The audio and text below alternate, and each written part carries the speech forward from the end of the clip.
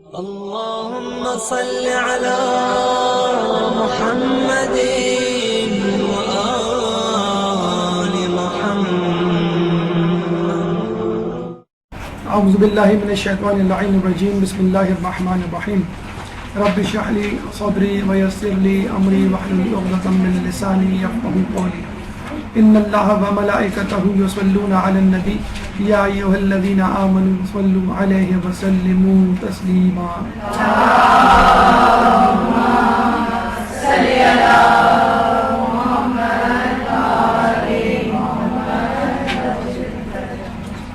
بہترین سسرال کی خصوصیات کے حوالے سے آج گفتگو ہوگی.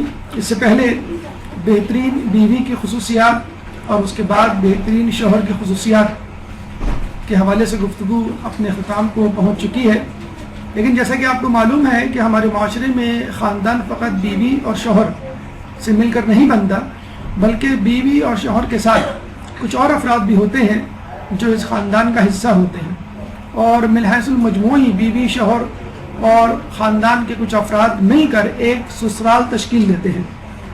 اگر سسرال میں موجود شخصیات بہترین صفات کی مالک ہوں گی تو یقیناً گھر ایک جنت بن جائے گا، اور سسرال میں موجود شخصیات برے کردار کے حامل ہوں گی اور ان میں خامیاں یا کوتاہیاں ہوں گی تو یقیناً وہ گھر ایک دوزخ سے کم نہ ہوگا. جہاں بیوی اور شوہر کو اپنے اپنے طور پر اپنی اپنی ذمہ داریاں نبھانے کے حوالے سے بہت محتاط رویہ اختیار کرنا ہے تاکہ ان کی زندگی پرسکون گزر سکے، وہاں پہ سسرالیوں کا بھی جسے کہتے ہیں کہ کام ہے، ان کی ذمہ داری ہے کہ وہ ان دونوں کے بیچ کسی رخنے کا سبب بننے کی بجائے ان کی زندگی میں ان کی خوشیوں میں شریک ہونے کا سبب بنے.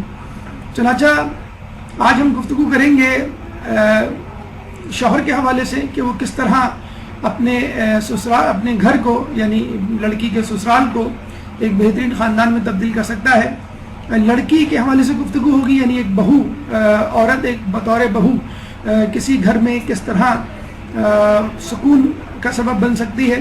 اس کے بعد وہ افراد جو اس گھر میں موجود ہیں، مثلا سسر، ساس، نند اور دیور اور دیورانی، یہ وہ کمپوننٹس ہیں، یہ وہ اجزاء ہیں، یہ وہ چیزیں ہیں جن سے مل کر جو ہے وہ ایک ڈش تیار ہوگی.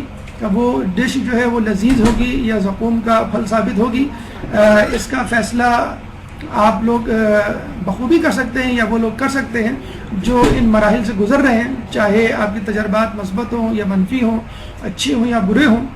بہرحال یہاں ہمیں انشاءاللہ یہ فیصلہ کرنا ہے کہ ایک اچھے سسرال میں کیا خصوصیت ہونی چاہیے، اور ہم بطور بیوی، بطور دیور، بطور سسر، بطور ساس کس طرح اس خاندان میں اپنا رول پلے کر سکتے ہیں.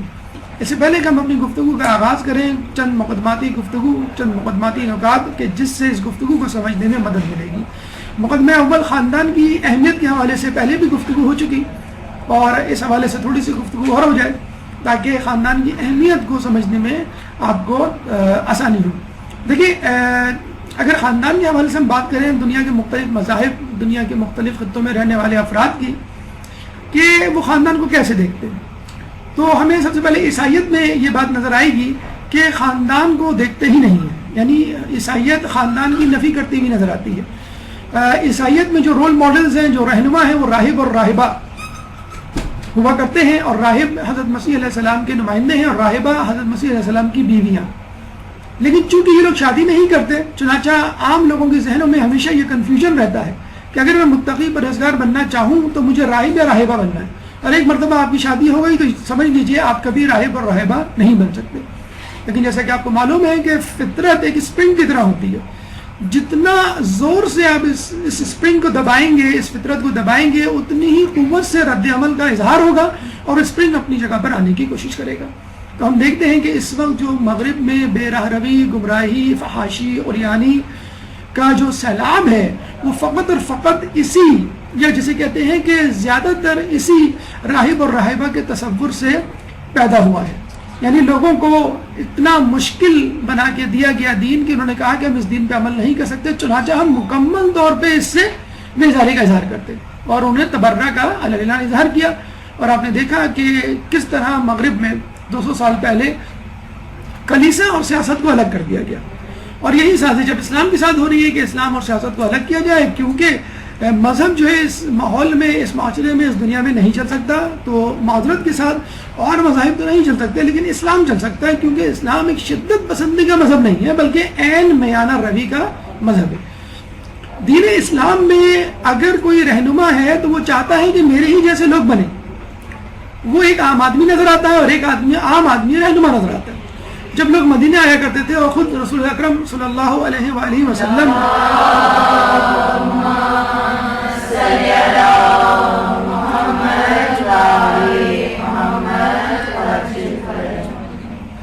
جب وہ رسول کو دیکھا کرتے تھے تو وہ پہچان نہیں پایا کرتے تھے، تمیز نہیں کیا کر سکتے تھے کہ اس میں رسول کون ہے اور اس کے اصحاب کون سے ہیں، اور باقاعدہ یہ الزام لگایا کرتے تھے کفار یا اس زمانے کے لوگ، یہ کیسا رسول ہے، یہ تو ہمارے جیسا ہے، ہمارے جیسا بازار میں گھومتا ہے، کھاتا پیتا ہے، شادیاں کرتا ہے، عام لوگوں میں اٹھتا بیٹھتا ہے۔ تو کہا گیا رسول ایسا ہی ہوتا ہے، ہمارا رول ماڈل ایسا ہی ہونا چاہیے کہ جو ایک عام انسان ہو اس طرح عام انسان کی حوصلہ افزائی ہو کہ میں بھی اس جیسا بن سکتا ہوں، مجھے بھی اس کے نقش قدم پہ چلنا چاہیے۔ اس کے بعد ہم نے ایک خاندان دیکھا یونانیوں کا کہ جس میں 12 سال کے بعد بچے کو، لڑکے کو گھر سے نکال دیا جاتا ہے تاکہ وہ زمانے کی صعوبتوں، مشکلات اور مصائب و آلام کا مقابلہ کرے اور ایک تنومند، ایک خود مختار، ایک طاقتور شخص کے طور پہ ابھرے، اور اس کے بعد اس کو بطور سپاہی، بطور جنگجو انسان کے قبول کیا جائے اور وہ لوگوں کا ہیرو قرار پائے۔ یہ بھی ایک شدت پسندی ہے، کسی حد تک خاندان کی نفی کے حوالے سے عیسائیت سے بہتر، لیکن پھر بھی بچوں کو اس طرح 12 سال کی عمر میں نکال دیا جانا یہ عقل کے عین مخالفت میں ہے۔ پھر مغربیت کا ایک ہم جداگانہ خاندانی نظام دیکھتے ہیں جس میں امریکہ اور یورپ کے لوگ شامل ہیں، کہ جس میں ماں باپ اور 18 سال سے اوپر کے بچوں کو گھر سے نکال دیا جاتا ہے۔ ماں باپ یعنی بوڑھے ماں باپ کو اولڈ ہومز بھیج دیا جاتا ہے، اور 18 سال سے زیادہ عمر کے لڑکوں کو کہا جاتا ہے کہ تم میچور ہو گئے ہو، بڑے ہو گئے ہو، اور you are mature enough to live your life independently, اب تمہیں اپنی زندگی انڈیپینڈنٹلی گزارنی ہے۔ اس وقت امریکہ یورپ میں یہ حال ہے کہ اگر کوئی بچہ 18 سال کے بعد اپنے گھر میں رہے تو اس کو مذاق کا نشانہ بنایا جاتا ہے، اور کہا جاتا ہے کہ تم کیا ابھی تک بچی ہو جو اپنے ماں باپ کے ساتھ رہتے ہو، تم اکیلے یا تنہا زندگی یا جسے کہتے ہیں کہ بغیر ماں باپ کی زندگی کیوں نہیں گزار سکتے۔ تو چنانچہ 18 سال کے بعد والدین خود بچوں کو نکال دیتے ہیں، اور اگر نہ نکالیں تو بڑے ہو کر بچے والدین کو نکال دیتے ہیں۔ تو وہاں امریکہ اور یورپ میں جو اس وقت صورتحال ہے وہ یہ ہے کہ میاں بیوی اور ان کے وہ بچے جو 18 سال اور کچھ جگہوں پہ 12 سال سے کم عمر ہیں، اس کے بعد بچوں کو آزادی ہوتی ہے، وہ انڈیپینڈنٹلی اپنی لائف گزارے۔ یہ بھی ہمارے نزدیک وہ خاندان نہیں ہے جس کی طلب ایک اسلام یا ایک عقل کرتی ہے۔ اس کے بعد ہم دیکھتے ہیں کہ ایک عجیب شدت پسندی کا نارتھ پول اور ساؤتھ پول والا معاملہ ہے کہ جس میں ہندوانہ مشترکہ خاندان ہمیں نظر آتا ہے، جس میں کئی بھائی اور ان کی اولادیں اور ان کی اولادیں ایک ہی چھت تلے ایک ہی گھر میں نظر آتے ہیں، جسے کہتے ہیں کہ وہ ایک بوری بازار والا سما ہو جاتا ہے کہ بہت سارے لوگ ایک ہی چھت تلے اور پتہ نہیں چلتا کہ کون کس کی اولاد ہے اور کون کیا کام کر رہا ہے، کس کے کیا حقوق ہیں، کس کی کیا ذمہ داریاں ہیں۔ اس کا نگیٹو امپیکٹ کیا پڑتا ہے کہ جو بہت زیادہ کمانے والا ہے وہ شہنشاہ، وہ بادشاہ، وہ رئیس، وہ خلیفہ بن جاتا ہے، اور جو بیچارہ کمزور و ناتواں ہے اور کم کمانے والا ہے وہ سست اور کاہل بن جاتا ہے کہ جب ایک کمانے والا موجود ہے اور اس سے ہم قرض لے سکتے ہیں، آرام و آسائش طلب کر سکتے ہیں، تو پھر کیوں ہم جو ہے زیادہ اپنے آپ کو مشکل میں ڈالیں۔ اور پھر یہاں سے یہ بات بھی شروع ہو جاتی ہے کہ جب کزنس ایک دوسرے کے ساتھ اتنا زیادہ ملے جلے اور بہت زیادہ ایکسپوجر ہو تو ان میں وہ حجاب نہیں رہتا اور وہ اپنے آپ کو آپس میں بہن بھائی سمجھنے لگتے ہیں۔ اسی لیے ہندوؤں کے خاندان میں کزنس کے درمیان شادی کا رواج نہیں ہے، اور شاید یہی وجہ ہے کہ ہم مسلمانوں نے بھی کسی حد تک یہ اثر لیا، اور ایک زمانے میں اور ابھی بھی کئی جگہوں پر کزنس کے درمیان شادی نہیں ہوتی اور وہ اپنے آپ کو بالکل بھائی بہن سمجھ رہے ہوتے۔ ٹھیک ہے، بھائی بہن سمجھنا چاہیے، بلکہ ہر مومن اور مومنہ آپس میں بہن بھائی ہیں، لیکن محرم اور نامحرم کے رشتے اسلام نے معین کر دیے ہیں۔ کزنس ہمارے اسلام میں، ہمارے مذہب میں نامحرم ہے، ان کے درمیان شادی ہو سکتی ہے۔ تو ہندو خاندان نے بالکل ایک دوسری جست لگائی، دوسری طرف پینڈولم کی طرح چلا گیا، اور اس میں بہت سارے لوگ شامل ہو گئے ایک ہی چھت تلے۔ اور یہ جو آپ ٹی وی پہ جو ساس بہو کے ڈرامے دیکھتے ہیں، اور لوگ یہ پریشان بھی ہوتے ہیں کہ بھئی اتنی زیادہ سازشیں کیوں ہوتی ہیں انڈیا میں، یا وہاں کے خاندان میں. تو اس کی وجہ یہی ہوتی ہے, اگر آپ میں سے کسی نے انڈین ڈرامے دیکھے ہوں تو اس میں وجہ یہی ہوتی ہے کہ ایک ہی چھت تلے ایک ہی گھر میں کئی خاندان, کئی یونٹس بس رہے ہوتے ہیں, 2 3 4 5 بھائیوں کی اولادیں, پھر ان کی اولادیں. تو ایک عجیب کھچڑی سی پک رہی ہوتی ہے اور لوگوں کو اپنی اپنی حیثیت, مرتبے اور منزلت کا تعین کرنے میں کافی مشکل پیش آ رہی ہوتی ہے کہ میرا حق کیا ہے یا میری ذمہ داری کیا ہے, یا تمہارا حق کیا ہے اور تمہاری ذمہ داری کیا ہے.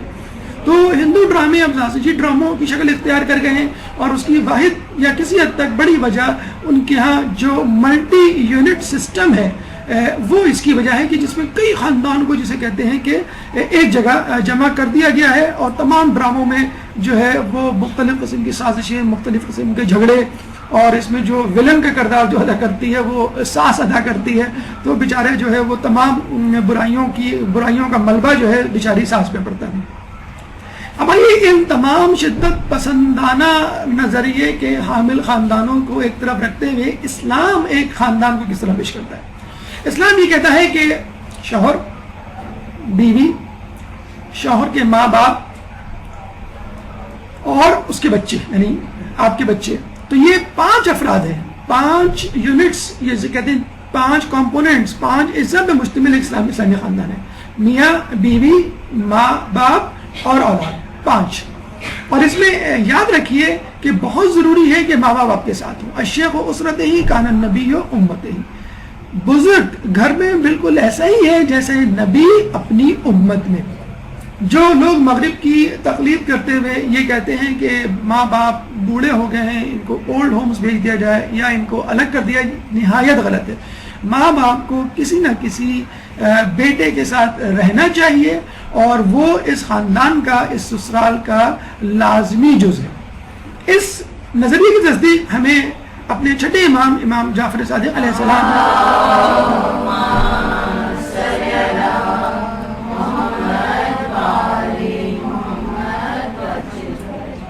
امام فرماتے ہیں اپنے مال صرف کرنے کی 24 صورتیں ہیں. اگر کوئی شخص اپنے مال کو خرچ کرنا چاہتا ہے تو 24 جگہوں پہ خرچ کر سکتا ہے. اور پھر فرماتے ہیں کہ پس وہ 5 صورتیں جن میں صرف کرنا واجب ہے. نمبر 1 اپنی اولاد پر, نمبر 2 ماں اور باپ پر, 3 اور 4 2 اور 3 4 اپنی زوجہ پر, 5 اپنے غلام پر یعنی اپنے نوکر پہ. تو آپ دیکھ لیجئے ایک اسلامی یونٹ کس پر مشتمل ہے, میاں بیوی, ان کے بچے اور شوہر کے ماں باپ, اگر نوکر کوئی ہے, ورنہ یہ 4 کمپوننٹ, یہ 4 اجزاء. اس کے بعد کیا کریں, کیا ہم اپنے بہن بھائیوں کو باہر نکال دیں یا جسے کہتے ہیں تمام لوگوں کو ساتھ رکھیں؟ ایک میانہ روی کی پالیسی اپنانی ہوگی. یعنی جو بہن بھائی شادی کی عمر کو نہیں پہنچے اور اپنے پیروں پہ نہیں کھڑے ہوئے, ان کو اپنے ساتھ رکھنا جب تک ان کی شادی کی عمریں نہیں ہو جاتی, اور جب شادی کی عمریں ہو جاتی ہیں تو ان کی شادی کر دینی ہے, اور وہ کوشش کرنی ہے کہ ان کے لیے ایک گھر الگ ہو, ایک الگ سیٹ اپ ہو. کم از کم اگر ایسی صورتحال نہیں بنتی ہے, مثلاً فرض کر لیں آپ کا چھوٹا بھائی جو ہے وہ بہت کم کماتا ہے, یا 2 بھائی ہیں, ایک بھائی زیادہ کماتا ہے, ایک بھائی بہت کم کماتا ہے, اتنا کم کماتا ہے کہ وہ اپنا سیٹ اپ نہیں بنا سکتا, تو اس کا طریقہ یہ ہو سکتا ہے جو زیادہ کماتا ہے وہ اپنا الگ گھر لے لے اور اپنے الگ گھر میں شفٹ ہو جائے, یا یہ ہو سکتا ہے کہ اسی گھر کو 2 یونٹ یا 3 یونٹ میں تبدیل کر دیا جائے. جتنے بھائی شادی شدہ ہوں ان کے حساب سے ان کے کچن, ان کے ڈرائنگ روم, ان کی انٹرنس الگ ہو, تاکہ جو شخص شادی کر چکا ہو اس کی ایک اپنی الگ ریاست ہو, الگ کنگڈم ہو, اور الگ حکمرانی کے طور پہ اس کے پاس ایک ایریا ہو جس میں اس کے اصول, اس کی پسند اور ناپسند چلتی ہو. اگر ایسا نہ ہوا تو پھر یہی ہوگا کہ ایک نیام میں 2 بلکہ کئی تلواریں ہوں گی, اور وہاں پہ لڑائی جھگڑے زیادہ ہوں گے. اس بات کی تصدیق کہ شادی کے بعد لوگوں کو الگ ہو جانا چاہیے ماں باپ کے ساتھ. یہ ماں باپ کو آپ کو مائنس نہیں کرنا ہے, ماں باپ کو ساتھ لے کے جانا ہے. اور ماں باپ کس کے ساتھ رہیں, اس کا سمپل سا فارمولہ ہے, جس بیٹے کے ساتھ ماں باپ رہنا چاہیں, جس بیٹے کے ساتھ ماں باپ کی سب سے زیادہ انڈرسٹینڈنگ ہوتی ہو. لیکن وہ لوگ جو ماں باپ کے ساتھ نہ رہیں, ان کی اس کا مطلب یہ نہیں کہ وہ ماں باپ کو بالکل چھوڑ دیں. وہ اپنے ماں باپ کو ماہانہ خرچہ بھی بھیجیں گے, وہ اپنے ماں باپ سے وقتاً فوقتاً بھی ملیں گے, وہ اپنے ماں باپ کی جیسے کہتے ہیں عیادت اور جسے کہتے ہیں مزاج پرسی کے لیے ان کے ساتھ جو ہے وہ ملے جلیں گے, اور خوشی اور غم میں ان کا ہاتھ بٹائیں گے. مولا فرماتے ہیں کہ رشتہ دار بہتر ہے الگ رہیں مگر ملتے جلتے رہیں. بالکل سمپل سا ایک اسٹریٹ فارورڈ فارمولہ ہے کہ رشتہ داروں کو الگ رہنا چاہیے, ایک ہی گھر میں نہیں رہنا چاہیے, ہاں ملتے جلتے رہنا چاہیے.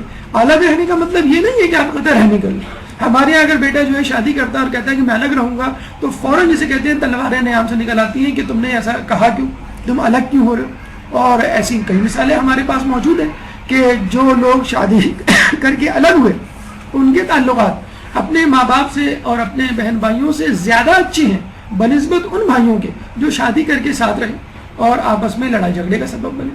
تو اگر ساتھ رہ کے لڑائی جھگڑے زیادہ ہوں گے تو بہتر یہی ہے کہ آپ اپنا یونٹ یعنی بیوی بچے اور اگر ماں باپ آپ کے ساتھ رہنا چاہتے ہیں ان کو لے کے الگ ہو جائے, لڑائی جھگڑا کر کے نہیں, بہت ہی جسے کہتے ہیں کہ معاملہ فہمی سے اور ہنستے بولتے, تاکہ آئندہ ملنے ملانے اور رشتہ داریوں کا سلسلہ جاری رہے. الگ رہنے کا مطلب قطعی طور پہ یہ نہیں ہے کہ آپ لڑائی جھگڑا کر کے یا قطع رحمی کر کے الگ رہیں. اور اس کی دلیل اور اس کی مثال ہمیں مولا کی آخری ایام میں بھی ملتی ہے کہ جب وہ ایک افطاری امام حسن کے گھر, دوسری امام حسین کے گھر, تیسری عبداللہ بن جعفر طیار کے گھر کیا کرتے تھے. اس کا مطلب یہ ہوا کہ جیسے جیسے مولا کی اولادیں اور اہل بیت کی اولادیں شادی کے قابل ہوتی, ان کی شادیاں ہوتی, ان کے گھروں کو الگ کر دیا جاتا اور ماں اور باپ کسی ایک کے ساتھ رہتے یا جسے کہتے ہیں کہ باری باری لوگوں کے ہاں آتے جاتے اور کھاتے یا ان کے ساتھ کچھ وقت گزارتے. لیکن پھر یہاں پہ ایک بات ذہن میں رہے, الگ ہونے کا مطلب قطع رحمی نہیں. قطع رحمی کو اسلام میں بہت زیادہ برا مانا گیا ہے, شدید مذمت آئی ہے. روایات میں قطع رحمی کے حوالے سے کہا جاتا ہے یہ ان گناہوں میں سے ایک گناہ ہے کہ جس کی سزا بہت جلد بلکہ اسی زندگی میں مل جاتی ہے. اسی طرح صلح رحمی کے لیے کہا گیا ہے کہ اگر انسان کی عمر 3 سال رہ گئی ہو اور صلح رحمی کر لے تو اس کی عمر 30 سال ہو جاتی ہے. قطع رحمی کے بارے میں روایات میں آیا ہے کہ یہ جلد موت, رزق میں کمی اور بلاؤں کا سبب بنتی ہے. اکثر لوگ اس لیے قطع رحمی کر لیتے ہیں کہ بھئی ہم بہت زیادہ بھائیوں کا بوجھ برداشت نہیں کر سکتے اور ہم جو کماتے ہیں سارا گھروں پر, ہمارے گھر والوں پہ, بہن بھائیوں پہ لٹ جاتا ہے. اکثر جو بیویاں اس طرح فیڈ کرتی ہیں اپنے شوہروں کو کہ تم الگ ہو جاؤ, اپنے بھائیوں پہ خرچ کرنے کی بجائے اپنے بچوں پہ خرچ کرو.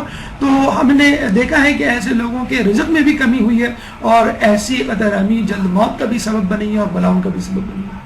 So cut off fake people for real reasons, not real people for fake reasons.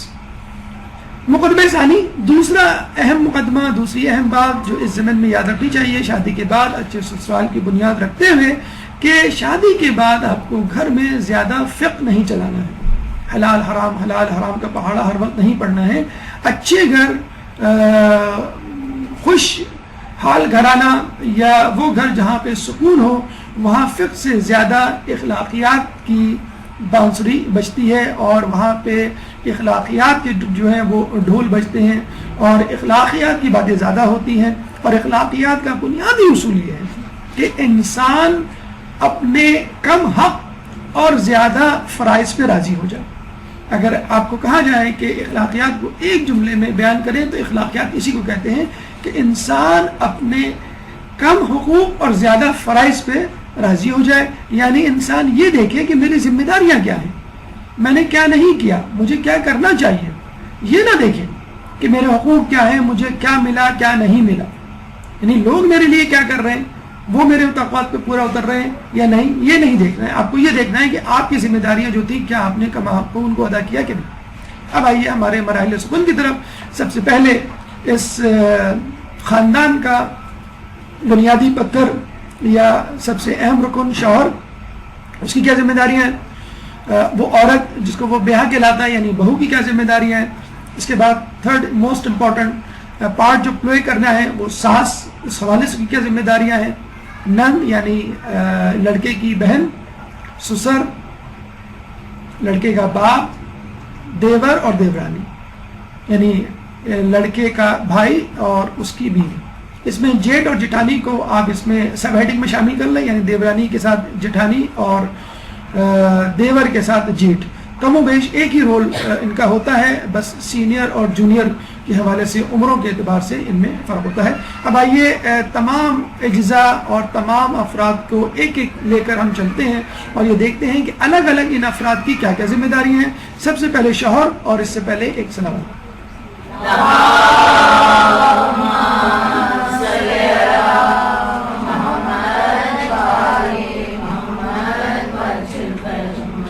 شوہر جو شادی کر کے ایک عورت کو، بیوی کو، بہو کو گھر میں لاتا ہے، اس کے حوالے سے بہت سارے محاورے، بہت سارے لطیفے مشہور ہیں، لیکن آج کل کے دور میں، بلکہ آج کے دن جب ماشاءاللہ پاکستان کی ٹیم جیتی بھی ہے، یہ زیادہ مناسب ہے کہ شوہر کی مثال ایک اوپننگ بیٹسمین کی ہے، مطلب یوں سمجھ لیں کہ شوہر اور بیوی یہ دونوں اوپننگ بیٹسمین ہیں اپنی سسرال کی ٹیم کے.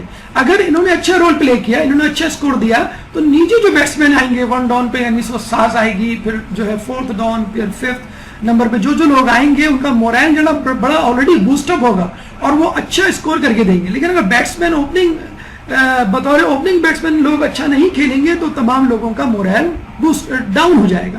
اور یہ بھی دیکھا گیا کہ اگر اوپننگ بیٹسمین اچھا سکور کرتے ہیں تو بعض اوقات ٹیل اینڈرز جو بالنگ سائڈ پہ ہوتے ہیں، مہارت رکھتے ہیں، وہ بھی اچھا سکور کر جاتے ہیں.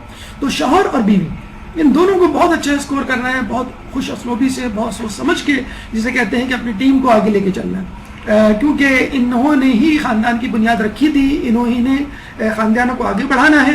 اور اگر خاندان کی بنیاد ٹیڑھی تھی تو پوری عمارت چاہے وہ کتنی ہی سیدھی کیوں نہ ہو اپنے طور پر، بنیاد کی وجہ سے ٹیڑھی ہو جائے گی. اور شوہر وہ واحد امپائر ہوتا ہے جس کو میچ میں بعض اوقات فیصلہ بھی کرنا ہوتا ہے اور دونوں طرف اس کو دیکھنا ہوتا ہے، دونوں طرف کے لوگوں کو خوش کرنا ہوتا ہے. کچھ لوگ اس کو سوڑی وچے سپاری، گجراتی میں ایک محاورہ ہے وہ استعمال کیا جاتا ہے، یعنی سروتے کے اندر چھالیا. مجھے نہیں معلوم آپ لوگوں میں سے کتنے لوگ سروتے کو جانتے ہوں گے، اپنی امی اور نانی سے پوچھ لیں.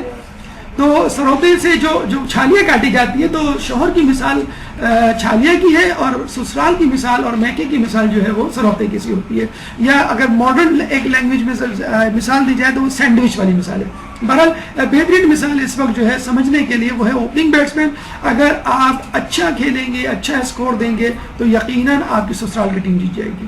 لیکن اس کے لیے کچھ لوگ یہ سوچ رکھتے ہیں جو کہ نہایت غلط ہے کہ شادی کے بعد سسرال اور اس کی بنیاد شروع ہوتی. جی نہیں، شادی سے پہلے آپ سسرال کی بنیاد رکھ چکے ہوتے ہیں. کس طرح؟ لڑکی کا انتخاب کر کے.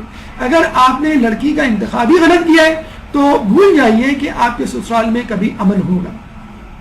اگر آپ نے لڑکی کا سسرال فقط اپنے آپ کو دیکھ کر کیا ہے تو یہ جو خوشی اور یہ جو بتیسی آپ کے چہرے پہ نظر آ رہی ہے بڑی جلدی غائب ہو جائے گی. یہ جو کلہا جس نے آپ کے بالوں کو، سر کو چھپایا ہوا ہے، بلکہ تاج بنا ہوا ہے آپ کے سر پہ، بعد میں جو ہے وہ بال بھی نظر نہیں آئیں گے آپ کو، جو اتنے پریشان ہو کے آپ ادھر ادھر گھوم رہے ہوں گے. تو جو لوگ فقط اپنی ذات کو ذہن میں رکھتے ہیں، یعنی لڑکی بھی اگر فقط اپنی ذات کو ذہن میں رکھے اور شادی کر لے، اصل لڑکا بھی، اور ہمارے معاشرے میں یہ چیز ہوتی جا رہی ہے، جس طرح افیئرز اور کہانیاں، اسکینڈل سامنے آ رہے ہیں، اس میں یہی ہوتا ہے، لڑکا لڑکی فقط اپنے آپ کو ذہن میں رکھتے ہیں. اور بعد میں ظاہر سی بات ہے پاکستانی معاشرہ، مشرقی معاشرہ، اسلامی معاشرہ ایسا ہے کہ ہمیں اپنے رشتے ناتوں کو مینٹین کرنا ہے، چاہے آپ کتنا ہی لبرل کیوں نہ ہو جائے، کتنا ہی لبرل کیوں نہ ہو جائے. لوگ اپنے خاندان، اپنے خون، جسے کہتے ہیں نا بلڈ از تھکر دین واٹر، خون جو ہے وہ پانی سے زیادہ موٹا ہوتا ہے. کچھ بھی ہو جائے، خون دیکھ کے جوش مارتا ہے. آپ کتنا ہی اچھے لوگوں میں اور ایسے لوگوں میں رہیں جو آپ کی بہت مدد کرتے ہیں، اپنی بہن، اپنے بھائی کو دیکھ کے آپ ایک دم سے خوش ہو جاتے ہیں، چاہے وہ آپ کے لیے کچھ نہ کرتے ہیں. کچھ لوگ کہتے ہیں، جو کہ غلط کہتے ہیں، کہ لو میرج میں ہوتا یہ ہے کہ انسان خود اکیلا کنویں میں ڈوب رہا ہوتا ہے، چھلانگ لگا رہا ہوتا ہے.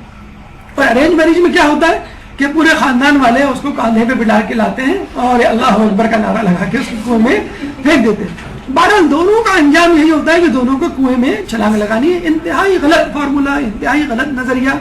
معذرت کے ساتھ یقین کیجئے، لو میرج اور ارینج میرج دونوں اسی طرح کنویں میں چھلانگ لگانے کے مترادف ہیں، اگر ان کو حقیقی اور اسلامی اصولوں کو دیکھ کر نہ کیا جائے. اگر شادی کو اسلام کے حقیقی اصولوں کو دیکھ کر نہ کیا جائے تو وہ لو میرج ہو کہ ارینج میرج ہو، دونوں جو ہے وہ کسی سانحے اور حادثے پہ جا کر ختم ہوتی ہیں.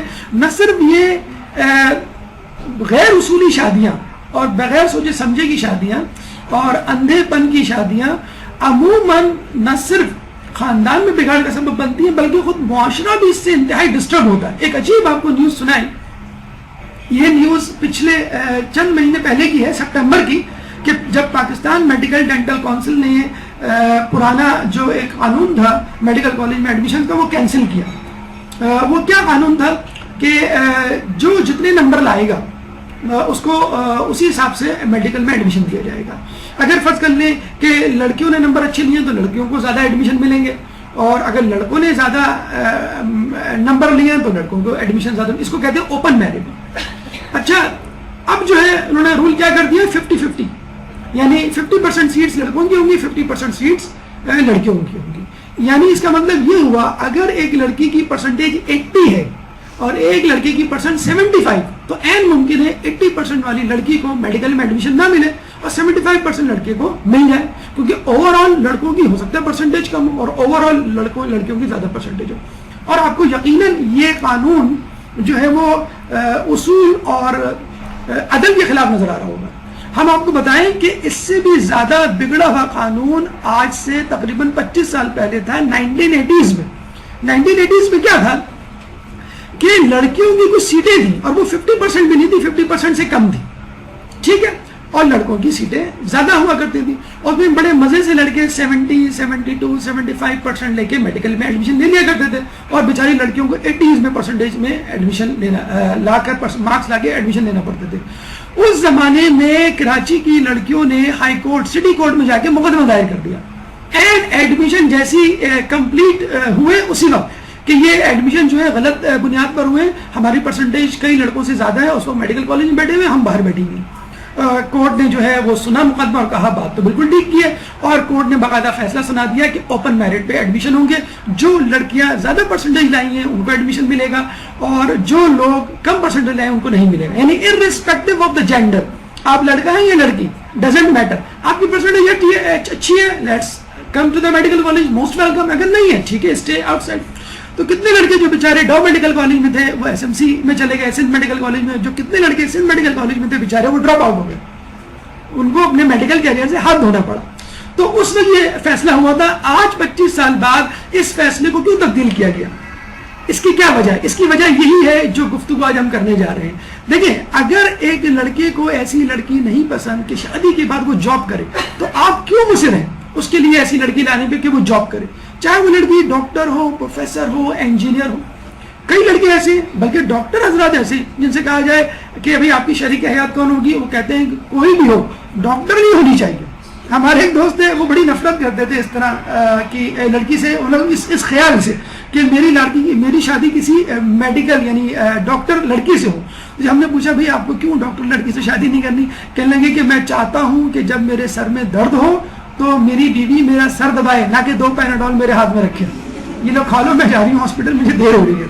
تو ٹھیک ہے ہر کسی کا مزاج ہوا کرتا ہے. اگر ایک شخص کا مزاج ہے اس کو جاب والی لڑکی چاہیے نو پرابلم یہ کوئی گناہ نہیں ہے جاب کرنا اور ایک کہتا ہے کہ نہیں مجھے ہاؤس وائف چاہیے یہ بھی کوئی گناہ نہیں ہے آپ ہاؤس وائف لیا. جب ہم ارینج میرج کر کے اپنی مرضی تھوپتے ہیں کہ نہیں امی چاہتی ہیں کہ ڈاکٹر بہو ہے ایک بہو ڈاکٹر ہونی چاہیے یا ایک بہو انجینئر ہونی ایک بہو ٹیچر ہونی وغیرہ وغیرہ کوئی بھی آپ مثال فٹ کر لیں تو اس میں ایک زبردستی کی جسے کہتے ہیں کہ ہم مرضی تو پہ بیچارہ لڑکا جو ہے وہ ماں کی محبت میں گرفتار ہو کے یا مجبور ہو کے ہاں کر دیتا ہے پھر بعد میں وہ قسم سا رہا ہوتا ہے پھر وہی لڑائی جھگڑے جسے کہتے ہیں ہو رہے ہوتے ہیں. ہم نے کئی لڑکے ایسے دیکھے جو یہ کہتے ہیں کہ یار لانے دو امی کو اپنی مرضی سے کچھ بھی ہوا تو ہم امی پہ ڈال دیں گے کہ یہ آپ کی پسند ہے اب آپ بھوگتے ہوئے. تو اسی طرح دوسرے نارتھ پول پہ ساؤتھ پول پہ اگر یہ نارتھ پول پہ کیا نظر آتا ہے امیاں یا جیسے گھر والے یہ کہتے ہیں کہ لڑکے کو کرنے تو اپنی مرضی کی شادی جب آئے گی تکنی کا ناچ نچائے گی تو پھر ہم دیکھ لیں گے اگر ہم سے کہے گا تو ہم کہیں گے جاؤ خود بھوگ دو تم ہی لاؤ. تو دیکھیے دونوں ایکسٹریمٹیز ہیں. اسلام جو ہے پسند کی شادی کو منع نہیں کرتا ہے ہاں افیئر کی شادی بلکہ شادی تو نہیں کہنا چاہیے افیئر کو منع کرتا ہے. اسلام یہ کہتا ہے اگر آپ کو کوئی لڑکی پسند ہے ٹھیک ہے آپ سیدھا اپنے گھر والوں کو بھیج دیں اور جو ہے وہ پروپوز کر دیں اگر ہاں آ گئی تو ٹھیک اگر نہ ہوئی اللہ خیر صلی اللہ. نہ کہ اگر آپ کو کوئی لڑکی پسند ہے تو 1 سال تک اس کو اس کے ساتھ افیئر چلا رہے ہیں اس کو کنوینس کر رہے ہیں کہ کسی طرح تم میری پسند میں شامل ہو جاؤ مجھ کو بھی پسند کرو پھر تم اپنے گھر والوں کے لیے یہ سب چیزیں ہیں یہ سب غیر شرعی اور جسے کہتے ہیں کہ کام اور غیر شرعی باتوں کے زمرے میں شامل ہو جاتے ہیں. پسند کی شادی حضرت خدیجہ نے بھی کی تھی اور وہ سمپل رسول اللہ پسند آ گیا پروپوزل دیا قبول ہو گیا دیٹس اٹ اللہ خیر صلی اللہ. لیکن افیئر کرنا یہ اسلام میں کسی طرح بھی اس کی گنجائش نہیں ہے.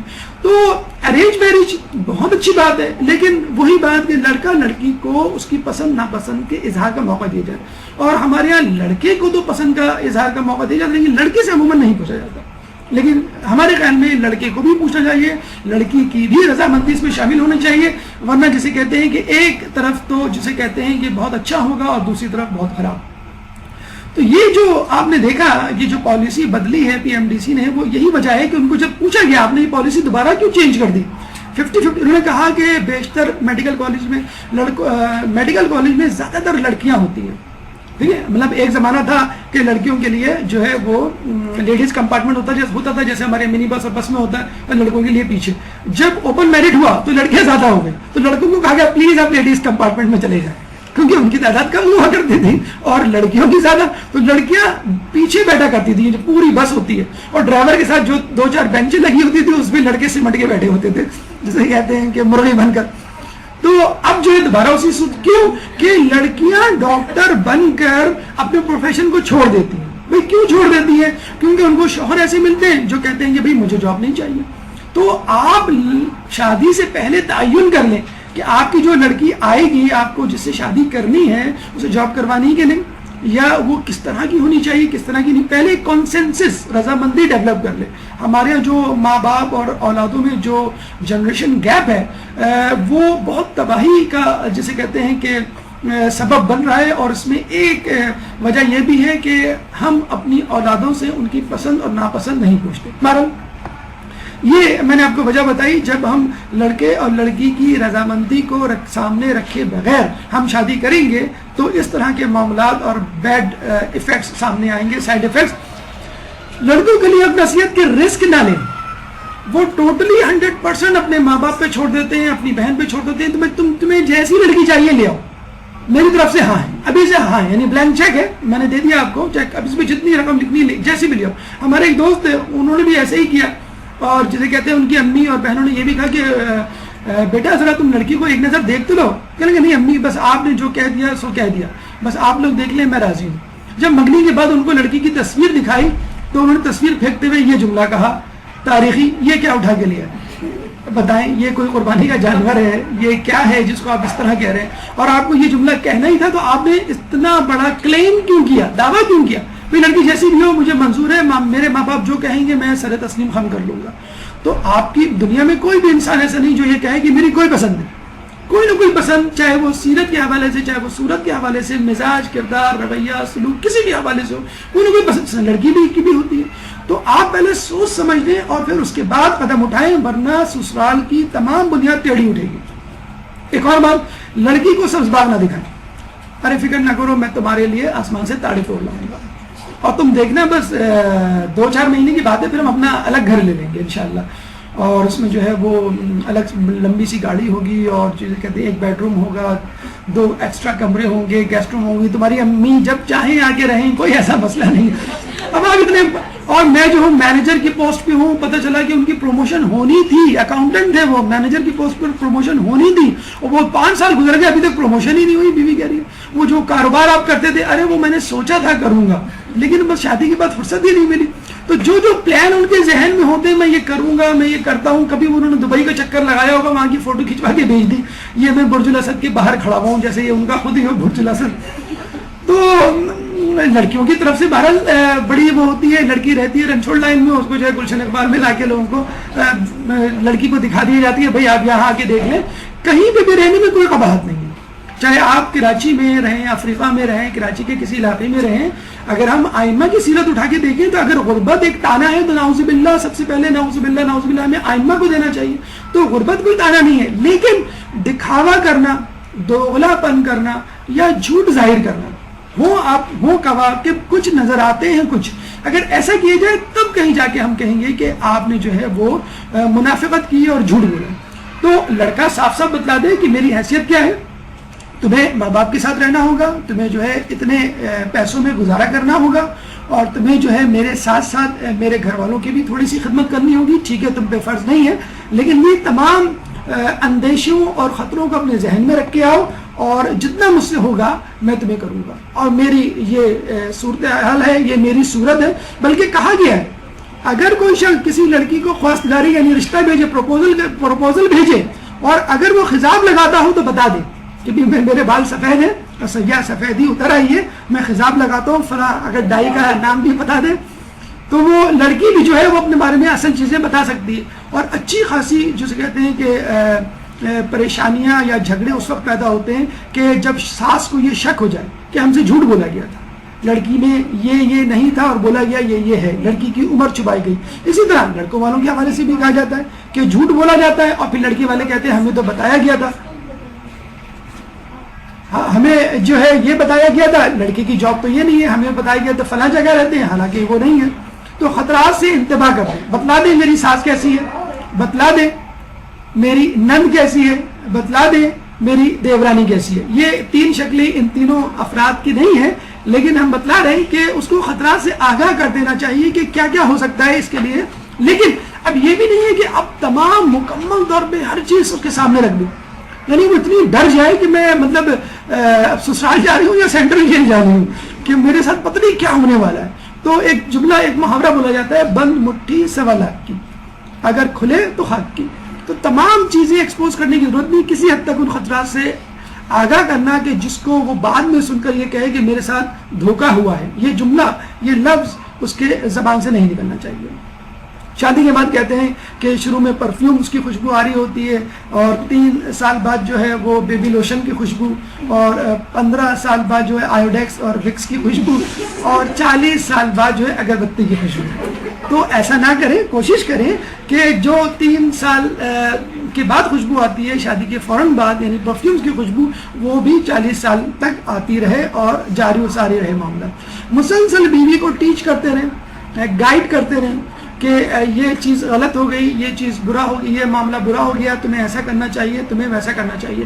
بجائے اس کے کہ آپ اس کو دلاسا دیں چند دنوں کی بات ہے، پھر انشاءاللہ میں دبئی چلا جاؤں گا اور پھر میں تمہیں بلا لوں گا، یا میں امریکہ چلا جاؤں گا اور جو ہے ہم دونوں وہاں جا کے رہیں گے، تو پتہ چلا کہ کچھ بھی جو ہے وہ خواب پورا نہیں ہوتا. بلکہ پازیٹیو بات جو ہونے والی ہو کوشش کیا کریں نہ ہی بتائیں، جب تک وہ مٹیریلائز نہ ہو جائے، جب تک وہ اس کو آپ اپنی جامہ نہ پہنا دیں. اس کو بتا دیں بھائی کیا چیز اہم ہے، کیا چیز مہم یعنی ویری امپورٹنٹ، کیا چیز امپورٹنٹ اور کون سی چیز غیر اہم. یعنی شوہر ساس امپورٹنٹ لوگوں میں شمار ہوں گے، اس کے بعد باقی لوگ. چنانچہ اسی اعتبار سے بیوی کو اپنی ذمہ داریاں نبھانی ہیں. ایک اور بات کہ ماں کی اضافی خدمت کرنا سیکھیں. حدیث ہم نے پہلے بھی سنائی تھی کہ تمام لوگوں میں عورت پر سب سے زیادہ حق اس کے شوہر کا ہے اور مرد پر سب سے زیادہ حق اس کی ماں کا ہے. تو بیوی یعنی بہو اس بات پر قطعی طور پہ اعتراض نہ کرے کہ تم اپنی ماں کو کیوں وقت دیتے ہو، میں بھی تو اپنی ماں کو چھوڑ کے آئی ہوں. جی نہیں، آپ کی ماں کا آپ سے تعلق ایک الگ چیز ہے اور لڑکے کا اپنی ماں سے تعلق ایک الگ چیز ہے. ابھی ہم نے آپ کو بتایا کہ لڑکا کفیل ہے اپنے ماں باپ کا، بوڑھے ماں باپ کو ساتھ رکھنا چاہیے. اسلام میں ان کو جو ہے وہ ان کی کفالت کرنی چاہیے. رب ارحمہما کما ربیانی صغیرا، کہ اللہ ان پہ رحم فرما جس طرح انہوں نے مجھ پر رحم فرمایا، اور آپ کو بھی ان کی اسی طرح نگہبانی کرنی ہے، خدمت کرنی ہے جس طرح انہوں نے آپ کی خدمت کی. تو سب سے اچھی ٹپ، بہت اچھی بات جو ہم نے باقاعدہ اپنے آنکھوں سے دیکھا ہے کہ ہمارے ایک دوست ہوا کرتے تھے، ان کی شادی ہوئی.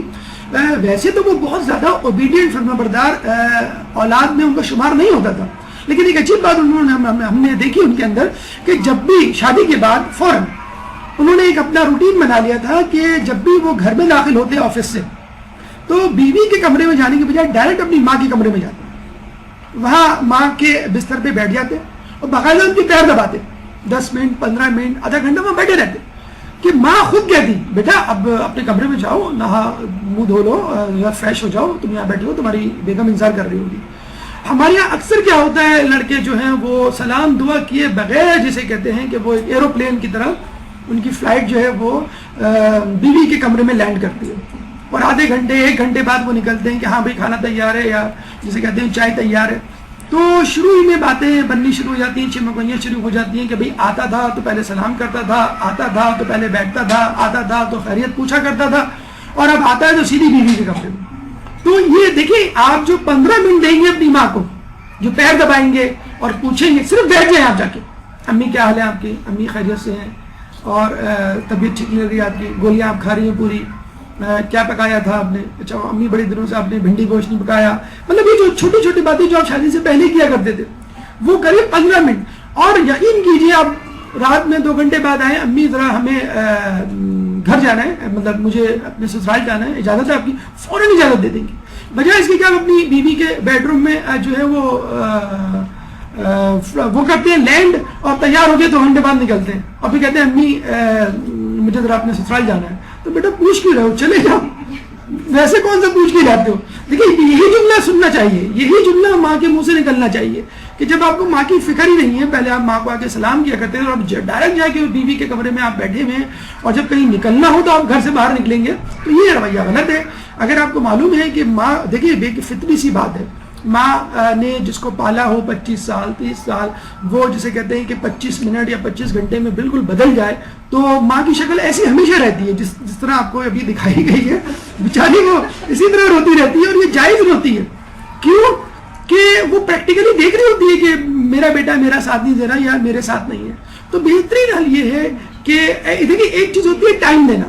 یقیناً اب برابر ٹائم نہیں دے سکتے, کسی کو زیادہ کسی کو کم, تو لیکن ایک ہوتا ہے پرائرٹی والا کام. مطلب آپ کسی محفل میں جائیں, سب سے پہلے آپ جس کو سلام کریں گے, چاہے اس کے پاس آپ 2 منٹ بیٹھے, وہ کہے گا یار سب سے زیادہ عزت یہ میری کرتا ہے.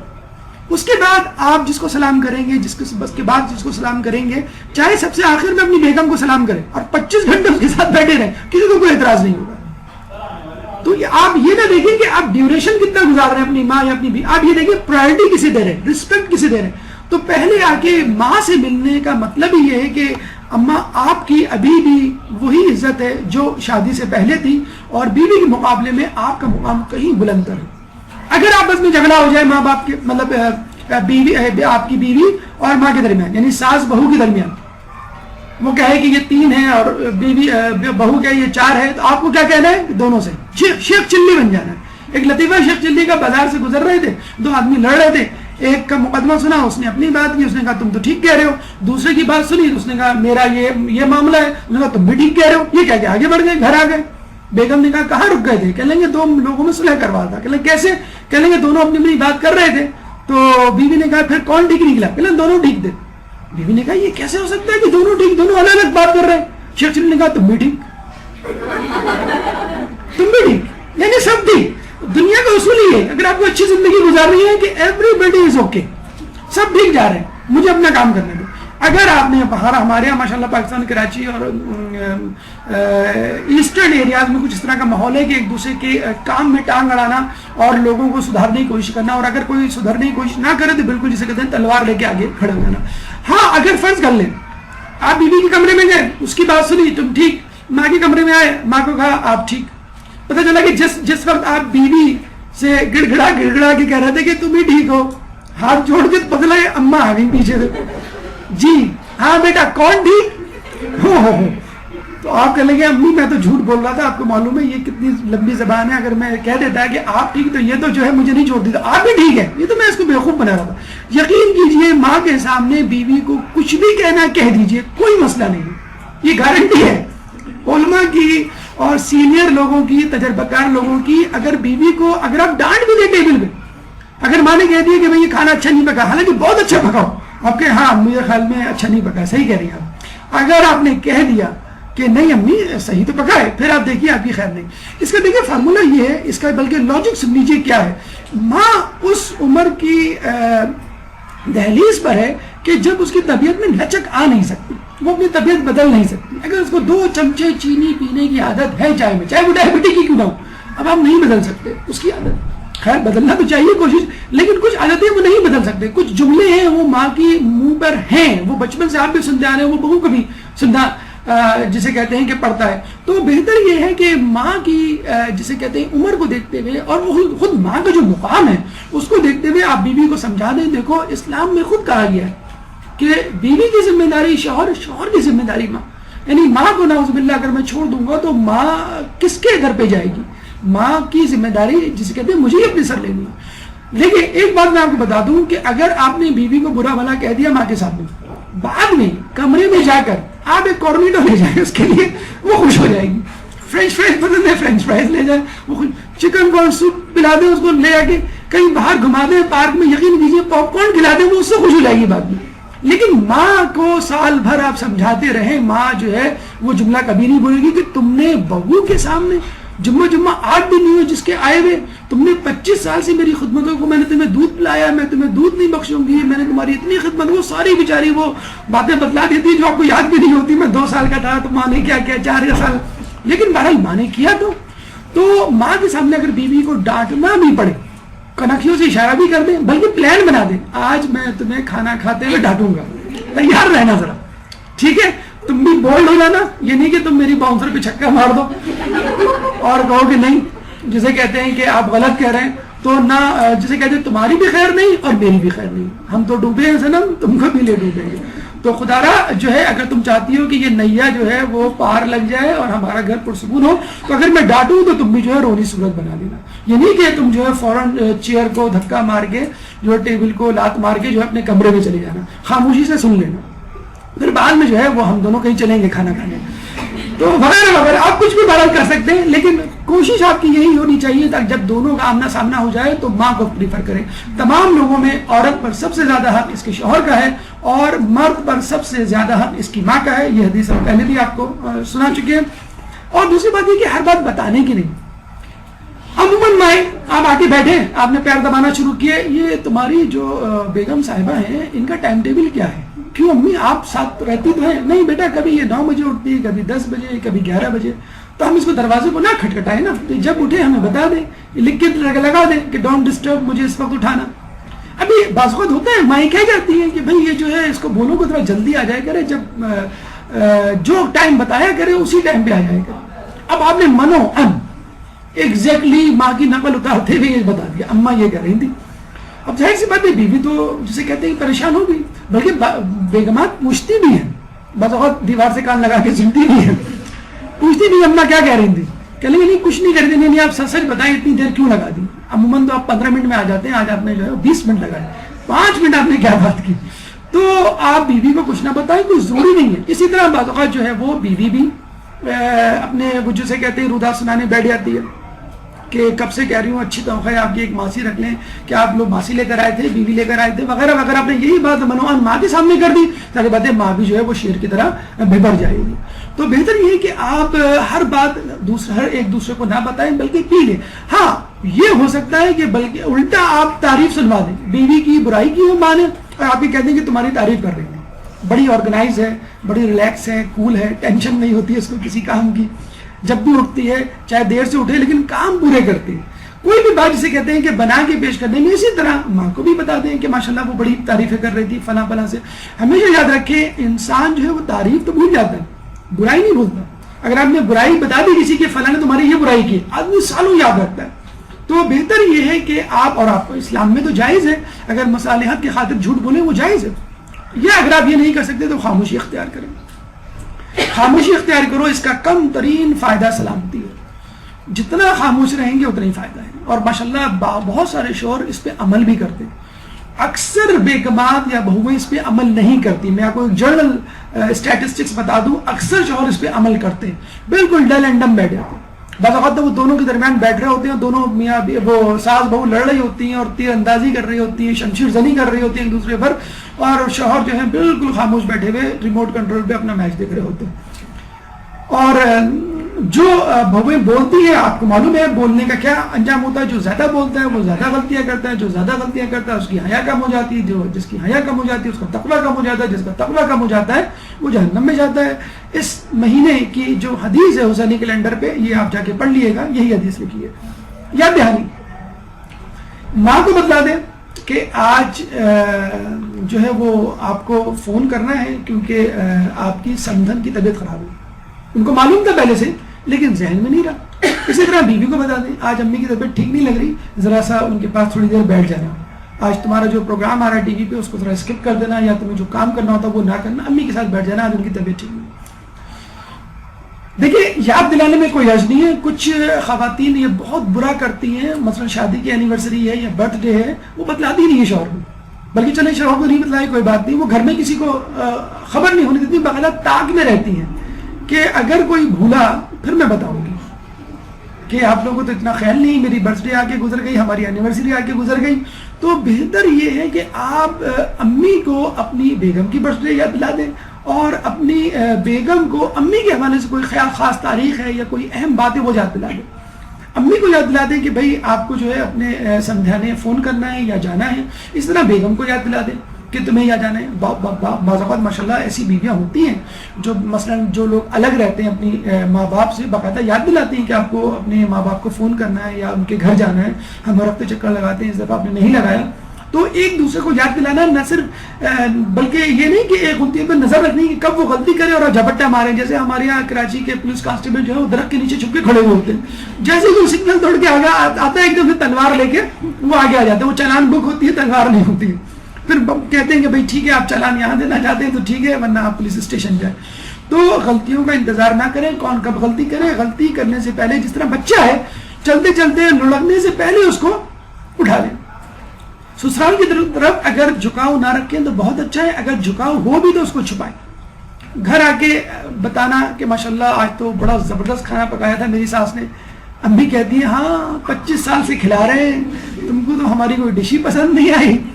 تو آپ کیوں مطلب اس طرح بے احتیاطی والا لاپرواہی سے جملہ بول دیتے ہیں؟ آپ کو معلوم ہے کہ جملے کے ضمن میں اس کے جملے کے رد عمل پہ مجھے کیا سننا پڑے گا. مطلب کچھ لوگ تو بڑے افسوس کے ساتھ کہنا پڑتا ہے کہ اپنی ہر بات اپنی ہر ادا سسرال والوں کے مطابق ڈھال دیتے. ان کو جو کھانا پسند ہے, ان کو جو ریسٹورنٹ پسند ہے, ان کو جو ڈریس پسند ہے, ان کو جو کلر پسند ہے, ان کا جو روٹین ہے رات کو دیر تک جاگنے کا وہ پسند ہے, پہلے آپ جلدی. تو لوگ یہی کہیں گے بھائی آپ کا جو ہے سیدھی سی بات ہے لائف اسٹائل قبلہ و کعبہ سسرال ہو گیا. وہ ایک صاحب نے کسی سے پوچھا بھائی آپ کی گھڑی میں کیا ٹائم ہوا ہے, انہوں نے 2 بجے. کہنے آپ کی گھڑی کیا ٹی وی سے ملی ہوئی ہے؟ کہہ لیں گے نہیں. کہنے گے اچھا یہ کیا ریڈیو اسٹیشن سے ملی ہوئی؟ کہہ لیں گے نہیں. کینٹ اسٹیشن سے ملی ہے؟ کہہ لیں گے نہیں. کہہ لیں گے یہ مجھے گھڑی سسرال سے ملی ہے اور وہیں سے ملی ہوئی ہے. مطلب جو سسرال میں وقت ہو رہا ہے وہی میری گھڑی میں ہو رہا ہے. سسرال والے جو چاہتے ہیں وہی میں چاہتا ہوں, جو وہ بولتے ہیں میں وہی بولتا ہوں. تو یقین کریں آپ کا پھر وہی انجام ہوگا جو لوگوں کا ہوتا ہے. بے جا خرچ کے حوالے سے یاد رکھیں کہ جب اللہ کسی بندے کو کچھ عطا کرے تو خرچ کا آغاز اپنی ذات اور اپنے اہل و عیال سے کرے. آپ کا سسرال آپ کی ذمہ داری نہیں ہے, میں لڑکے کی بات کر رہا ہوں. آپ کی پہلی ذمہ داری آپ کی ذات اور خود آپ کا گھرانہ, جو 5 ہم نے افراد گنوائے ہیں امام شیشم کی حدیث کے مطابق, ان پہ پہلے خرچ کرنا. اس کے بعد آپ کو سسرال والوں کو دیکھنا ہے. اگر کبھی تحفے تحائف دینے پڑ جائیں, کبھی ٹریٹ دینی پڑ جائے, کبھی دعوت کرنی پڑ جائے, تو ایک اعتدال میں رہتے ہوئے یقین کریں جو پیسہ آپ اپنے گھر والوں پہ لٹائیں گے وہ زیادہ کام آئے گا, اس سے زیادہ دعائیں ملیں گی بجائے ان لوگوں پر خرچ کرنے پر کے حوالے سے کہ جو آپ کے واجبات, جو آپ کی ذمہ داریوں میں شامل ہیں. بہو کے حوالے سے کہ کچھ لوگوں کے مطابق بہو جو ہے وہ فلاورز لے کے نہیں بلکہ تلوار لے کے جا رہی ہوتی ہے آج کل.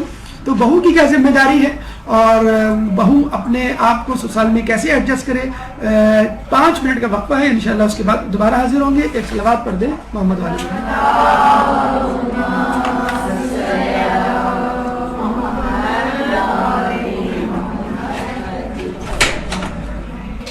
اعوذ باللہ من الشیطان الرجیم, بسم اللہ الرحمن الرحیم. وقفے کے بعد اپنی گفتگو کا آغاز کرتے ہیں اور ہمارا دوسرا مرحلہ اس دوسرے جز کے حوالے سے ہے جو سسرال میں بہت امپورٹنٹ رول پلے کرتا ہے. جیسے کہ ہم نے شروع میں کہا کہ میاں بیوی اوپننگ بیٹسمین ہے. اگر یہ اچھا اسکور دیں گے, اچھا کھیلیں گے پچ پہ, تو پوری ٹیم اچھا کھیلے گی. تو بہو بہرحال وکٹ اینڈ پہ تو نہیں ہوتی, رننگ اینڈ پر ہوتی ہے, لیکن پھر بھی بڑا امپورٹنٹ رول پلے کرتی ہے اگر وہ اپنی شوہر کا مکمل طور پہ ساتھ نہ دے. اور بہو کو اس طرح یعنی بیگم کو اس طرح ساتھ دینا ہے کہ وہ اشاروں کنایوں میں بھی سمجھ جائے کہ شوہر اب کیا چاہتا ہے اور اب مجھے کیا بولنا ہے اور مجھے کس طرح بیہیو کرنا ہے.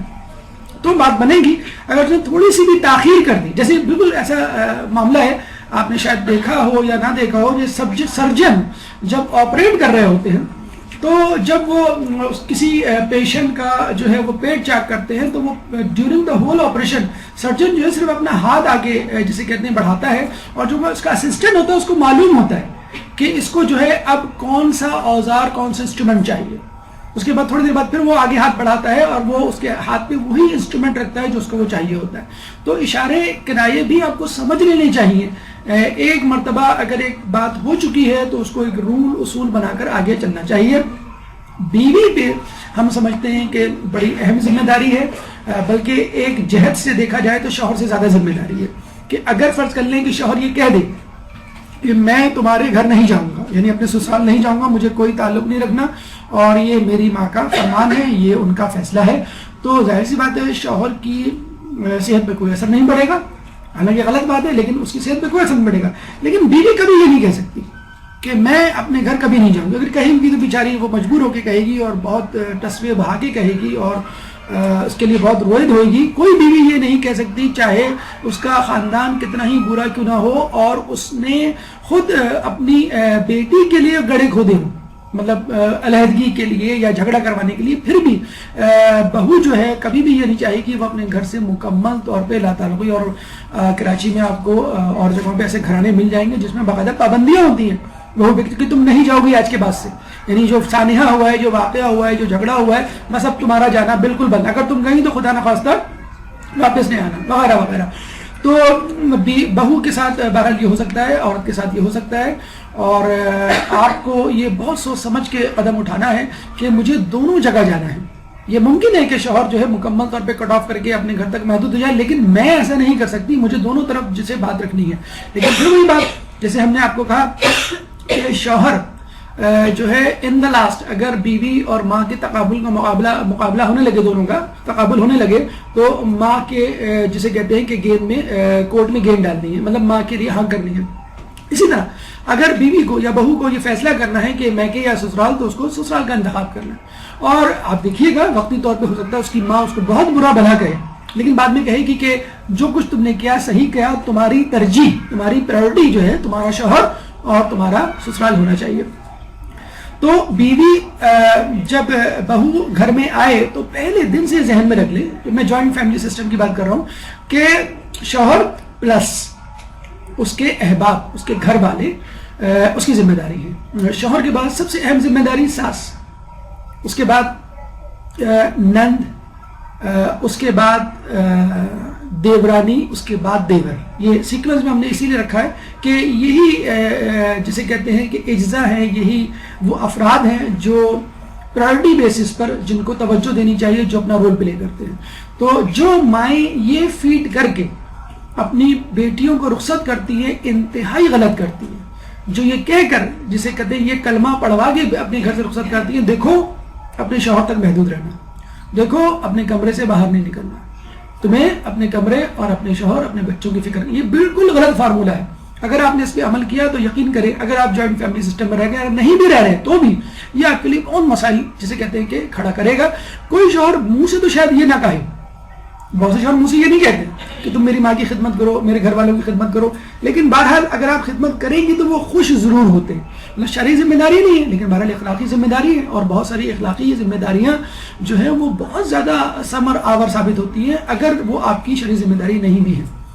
کچھ جو ہے لوگ جو ہے بیویوں کو باقاعدہ سکھا کے بھیجتے ہیں کہ تم پہلے دن سے جو ہے اپنا جھنڈا گاڑ دینا, اور پہلے دن سے جو ہے وہ بتا دینا کہ تم کیا چیز ہو.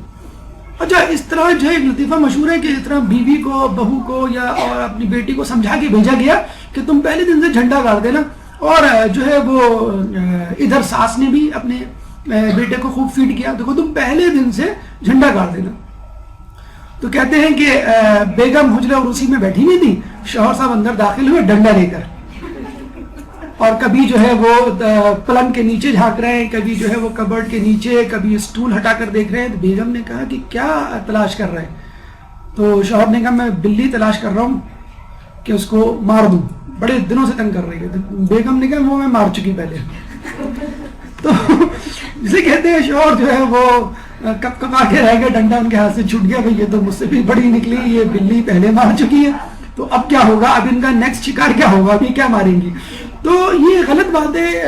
عورت کو یہ سکھا کے بھیجنا کہ تمہیں اپنی فتح کا جھنڈا گاڑنا ہے, اور تمہیں جو ہے تمام لوگوں کو رام کرنا ہے, اور یہ پوائنٹس ہیں, یہ ٹپس ہیں, ان پہ تمہیں عمل کرنا ہے. اگر تم نے یہ کر لیا تو انشاءاللہ جو ہے ساس تمہارے قابو میں, سسر جو ہے وہ تمہارے پھندے میں, وغیرہ وغیرہ. دیکھیں, جس طرح شوہر کی ذمہ داری اچھے سسرال کے حوالے سے شادی سے پہلے سے شروع ہو جاتی ہے, اس طرح لڑکی کی بھی ذمہ داری شادی سے پہلے شروع ہو جاتی ہے. حقیقت پسندی کا مظاہرہ کیجئے اور اپنی پسند ناپسند کا اظہار اپنے گھر والوں پہ کر دیجئے. اپنی امی کو کم از کم بتلا دیجئے کہ مجھے اس طرح کا لڑکا چاہیے, اس میں کوئی قباحت نہیں. اگر آپ نے نہ بتایا اور آپ کو فرض کر لیں کوئی اور ٹکرا گیا, تو عمر بھر جسے کہتے ہیں کہ آپ کے جو ہے وہ مسائل آپ کے لیے کھڑے ہو جائیں گے. انڈیا میں ابھی چند دنوں پہلے کی خبر ہے کہ ایک گھر کے والدین نے اپنی بیٹی کے لیے اشتہار دیا ویب سائٹ پہ, کہ ہماری بیٹی ہے ماشاءاللہ بڑی خوبصورت ہے, بڑی نیک ہے, اور جسے کہتے ہیں گھریلو ہے, بڑی مذہبی ہے, اور ہمیں اس کے لیے رشتہ چاہیے. لڑکی نے جب یہ دیکھا اپنا ویب سائٹ پہ اشتہار, اس نے کچھ نہیں کہا, اپنی ماں کو اپنے ماں باپ کو کچھ نہیں کہا. اس نے فیس بک پہ اپنا ایڈورٹائزمنٹ دے دیا کہ میرا نام یہ ہے اور میں ٹام گوائے ہوں, میں پرکٹی ہوں, مجھے لمبے بال رکھنے کا کوئی شوق نہیں ہے, میں اسکوٹر چلاتی ہوں, اور مجھے جو ہے وہ خدا پہ کوئی یقین نہیں ہے, میں ایتھیسٹ ہوں, میرا مذہب سے کوئی وغیرہ وغیرہ سارے جسے کہتے ہیں کہ جس کو سن کر آدمی کا خون کھول جائے, اور کوئی بھی جو ہے جسے ایسی لڑکی کو گھر میں لانے کے لیے تیار نہیں ہو. کہتے ہیں کہ یہ ویب سائٹ, یہ ایڈورٹائزمنٹ رشتے کا جو لڑکی نے خود دیا تھا, حقیقت پسندی پہ منحصر تھا. 3,50,000 لوگوں نے دیکھا, 11,000 لوگوں نے لائکس کیے, اور 1,000 لوگوں نے اس پہ کمنٹس دیے, اور 4 لوگوں نے پروپوز بھی کر دیا. یعنی 40 لوگوں نے پروپوز, یعنی 40 رشتے آ بھی گئے اس کے. کس لڑکی کے جو ٹام بوائے ہے, کس لڑکی کے جو اسکوٹر چلاتی ہے, کس لڑکی کے جس میں نسوانیت نام کو نہیں, کس لڑکی کے جو خدا پہ یقین نہیں, یعنی ہر چیز جو اسلام تو چھوڑے, خود بھارتی معاشرے کے خلاف جا رہی ہے ہر چیز, اس کے رشتے 40 رشتے آ جاتے ہیں. تو خدا را اپنی لڑکیوں کو حجاب کرنے سے منع نہ کریں. کیوں کہتے ہیں آپ لوگ کہ بیٹا اتنا زیادہ حجاب نہ کیا کرو, رشتے نہیں ملتے. لڑکیوں کا حجاب اتروا دیا جاتا ہے, ان کو دین سے ہٹایا جاتا ہے. ہمیں افسوس کرنا چاہیے اس بات پر. لوگ بے دین ہو کر اعلان اعلان کہہ رہے ہیں, فیس بک پہ بھی ہم خدا پہ یقین رکھتے ہیں, ان کو رشتے مل رہے ہیں. اور جو لڑکی خدا رسول اہل بیت پہ ایمان رکھتی ہے, ان کے نقش قدم پہ چل رہی ہے, دیندار باحجاب ہے, آپ اس سے کہہ رہے ہیں ہاؤ ڈیئر یو ٹو سے لائک دیٹ. کس طرح آپ کی جرت کیسے ہوتی ہے کہ آپ ایسی لڑکی کو کہیں کہ تم حجاب نہ کرو, تم اسلام پہ نہ چلو, بڑے مسئلے ہو جائیں گے, یہ ہو جائے گا, وہ ہو جائے گا. دیکھیں یہ جو جملے کہتے ہیں لوگ کہ رشتے نہیں آتے, یہاں پہ ہم لوگ غلطی کرتے ہیں. کیا غلطی کرتے ہیں ہم لوگ؟ لڑکے یا لڑکی جو بھی کہہ لیں, فی الحال لڑکے کو ذہن میں رکھ لیتے ہیں, لڑکے کی یا لڑکی کی تلاش میں سستی کرتے ہیں, اور تفتیش میں چستی کا مظاہرہ کرتے ہیں. یعنی لڑکے یا لڑکی کے لیے جب رشتے ڈھونڈنے کی, جب رشتے آ رہے ہوتے ہیں, اس میں بڑی سستی کا مظاہرہ کرتے ہیں. نہیں ابھی لڑکی پڑھ رہی ہے, نہیں ابھی لڑکی یہ کر رہی ہے, نہیں ابھی لڑکی مصروف ہے, ابھی تو عمر کیا ہے, ابھی تو بچی, وغیرہ وغیرہ. اور اگر کوئی لڑکا کوئی رشتہ آ بھی جائے تو سید غیر سید, جسے کہتے ہیں تعلیم کا معاملہ, روزگار کا معاملہ, لڑکے کے بڑے خاندان کا, بڑے بڑے جسے کہتے ہیں کیڑے نکالے جاتے ہیں, اور رشتہ جسے کہتے ہیں وہ ٹھکرا دیا جاتا ہے. تو خدا را سچ کا مظاہرہ کیجئے, جو آپ کو پسند ہے وہ آپ کو بتا دیجئے. اگر ایسی لڑکیاں معاشرے میں موجود ہیں جو بے پردہ ہیں, خدا پہ یقین نہیں رکھتی, غیر مذہبی ہیں, بے دین ہیں, تو پھر آپ دیندار بن کر جسے کہتے ہیں کہ کیوں شرما رہی ہیں, اور اپنے لوگوں کو, اپنے گھر والوں کو بتا دیجئے کہ میں ایسی لڑکی ہوں اور مجھے ایسا لڑکا چاہیے. اسی طرح لڑکے بھی بتا دیں میں ایسا لڑکی ہوں, مجھے ایسی لڑکی چاہیے. اگر اپنے مزاج کا رشتہ تلاش کریں گے تو انشاءاللہ سسرال کی بنیاد بالکل صحیح بنیادوں پر, عمارت صحیح بنیادوں پر استوار ہوگی. جس طرح آپ کوئی چیز خریدنے جاتے ہیں تو اس کی پوری معلومات کر لیتی ہیں, اسی طرح اپنی سسرال کے بارے میں پوری معلومات کر لیں. جب آپ کا رشتہ طے ہو جائے, اس سے پہلے, جب رشتے سے پہلے اور جب رشتہ طے ہو جائے اس کے بعد بھی. رشتہ طے ہونے کے بعد تو آپ کی زیادہ ذمہ داری ہے. ٹھیک ہے آپ کو دیندار گھرانہ مل جاتا ہے, مثلا آپ کو تعلیم یافتہ گھرانہ مل جاتا ہے, آپ کو خوشحال گھرانہ مل جاتا ہے, لیکن کیا اس سے بات بن گئی؟ جس طرح آپ کے گھر والے دیندار ہیں, آپ کے گھر والے خوشحال ہیں, آپ کے گھر والے تعلیم یافتہ ہیں, تو کیا مسئلہ حل ہو؟ جی.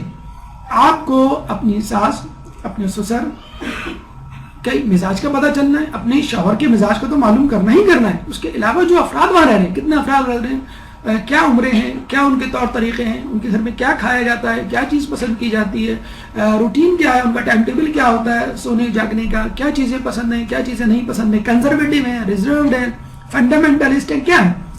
اور اگر کوئی چیز نہیں آتی تو اس کی پریکٹس شروع کر دیں. مثلا ان کو بریانی بڑی پسند ہے, مثلا آپ کے ہونے والے سسرال کو, ٹھیک ہے آپ بریانی پکانا اگر آپ کا مذاق اڑایا جاتا ہے تو بھی آپ ایسا کریں. لڑکے کو پسند ہے کہ وہ گھر گرہستی میں اچھی ہو اور گھر کو ویل ڈیکوریٹ کر کے رکھے, انٹیریئر ڈیزائننگ کا آپ کورس کر لیں, کوئی اس میں مذاق نہیں. اگر کوئی آپ کا مذاق اڑاتا بھی ہے تو کوئی بات نہیں. آپ کو اپنی زندگی, اپنا مستقبل دیکھنا ہے. آپ کو اپنے دوستوں کے ساتھ, اپنے گھر والوں کے ساتھ نہیں رہنا ہے. اگر آپ کے گھر میں مزاج الگ ہے اور آپ کے ہونے والے سسرال میں مزاج الگ ہے تو اب آپ کو اپنے سسرال جانے کی تیاری کرنی ہے. یہ جو مائیں کرتی ہیں بڑے افسوس کے ساتھ کرنا پڑتا ہے. آج کل کی لڑکیاں جو ہے وہ 20-20 سال کی ہو جاتی ہیں, بڑے فخر سے کہتی ہیں مجھے تو انڈا بھی ابالنا نہیں آتا, بڑے افسوس, مجھے چائے بنانی نہیں آتی. کیوں؟ میں ہر وقت مصروف رہتی ہوں پڑھنے میں. امی کہتی ہیں بیٹا جاؤ پڑھو, ابھی تمہارے پڑھنے کے دن ہے, جب شادی ہو جائے گی تو خود سیکھ لو گی. کیا شوہر سکھائے گا اس کو انڈا کیسے تلتے, شوہر سکھائے گا کہ چائے کیسے بناتے. ہاں ساس سکھائے گی، وہ بیلن لے کے سکھائے گی. تو آپ ایسی ٹریننگ کیوں کمانڈو ٹریننگ لینا چاہتے ہیں کہ جو آپ کے لیے تانے کا باعث بنے؟ تو اپنی بیٹی کو بہت افسوس کے ساتھ کہنا پڑتا ہے کیریئر کی دوڑ میں اتنا الجھا دیا ہے لڑکیوں کو. ٹھیک ہے آپ ان کو پڑھائیں لکھائیں، لیکن جو ان کی اصل ذمہ داری ہے یعنی گھر گھرستی خانہ داری، اس سے کوئی لڑکی بھی فرار حاصل نہیں کر سکتی چاہے کچھ بھی ہو جائے. تو جو چیزیں پسند ہیں آپ کے گھر والوں کو یعنی ہونے والے سسرال کو، ان میں ایکسپرٹیز مہارت حاصل کریں. اگر فرض کر لیں کوئی چیز آپ کو سمجھ نہیں آ رہی تو محتاط رویہ اختیار کریں. مثلا کھانا کیا پکے گا، کب پکے گا، کیا کیا پکے گا، کتنی ڈشز ایک وقت میں آپ کے گھر والے کھاتے ہیں، چائے کس وقت ہوتی ہے. محتاط رویہ، اپنی طرف سے جسے کہتے ہیں پہل کرنے کی ضرورت نہیں ہے، پوچھ لیں. شادی کی بات آپ کی کیا ذمہ داری بنتی ہے، یہ تمام چیزیں شادی سے پہلے کی. شادی کی بعد آپ کو پہلا جو آپ ذہن میں رکھنا ہے کہ ساس سے مقابلہ نہ کریں کبھی بھی. گنے کی وہ ہاتھیوں کی لڑائی میں گنے کا کھیت تباہ، کچھ نہیں ملے گا. وہ بڑا اچھا سا محاورہ بولا جاتا ہے، اگر لڑکیوں کو برا لگے بہووں کو تو بھی کوئی مذائقہ نہیں کہ چھری خربوزے پہ گرے یا خربوزہ چھری پہ، نقصان خربوزے کا ہوتا ہے. تو ساس بہو کی لڑائی میں ہمیشہ نقصان بہو کا ہوگا، چاہے بہو جیت بھی جائے. ساس کبھی نہیں بلائے گی اپنی بے عزتی کو. بہتر یہی ہے کہ مقابلہ شروع ہونے سے پہلے وڈرا کر لیں تاکہ ساس کو واک اوور مل جائے. تجربوں سے پرہیز کریں. آپ جسے کہتے ہیں کفگیر لے کے تلوار کی طرح میدان میں کود پڑتی ہے، مجھ سے اچھا تو کوئی پکا نہیں سکتا، میں تو بھنڈی بھی ایسے پکاتی ہوں جیسے بریانی.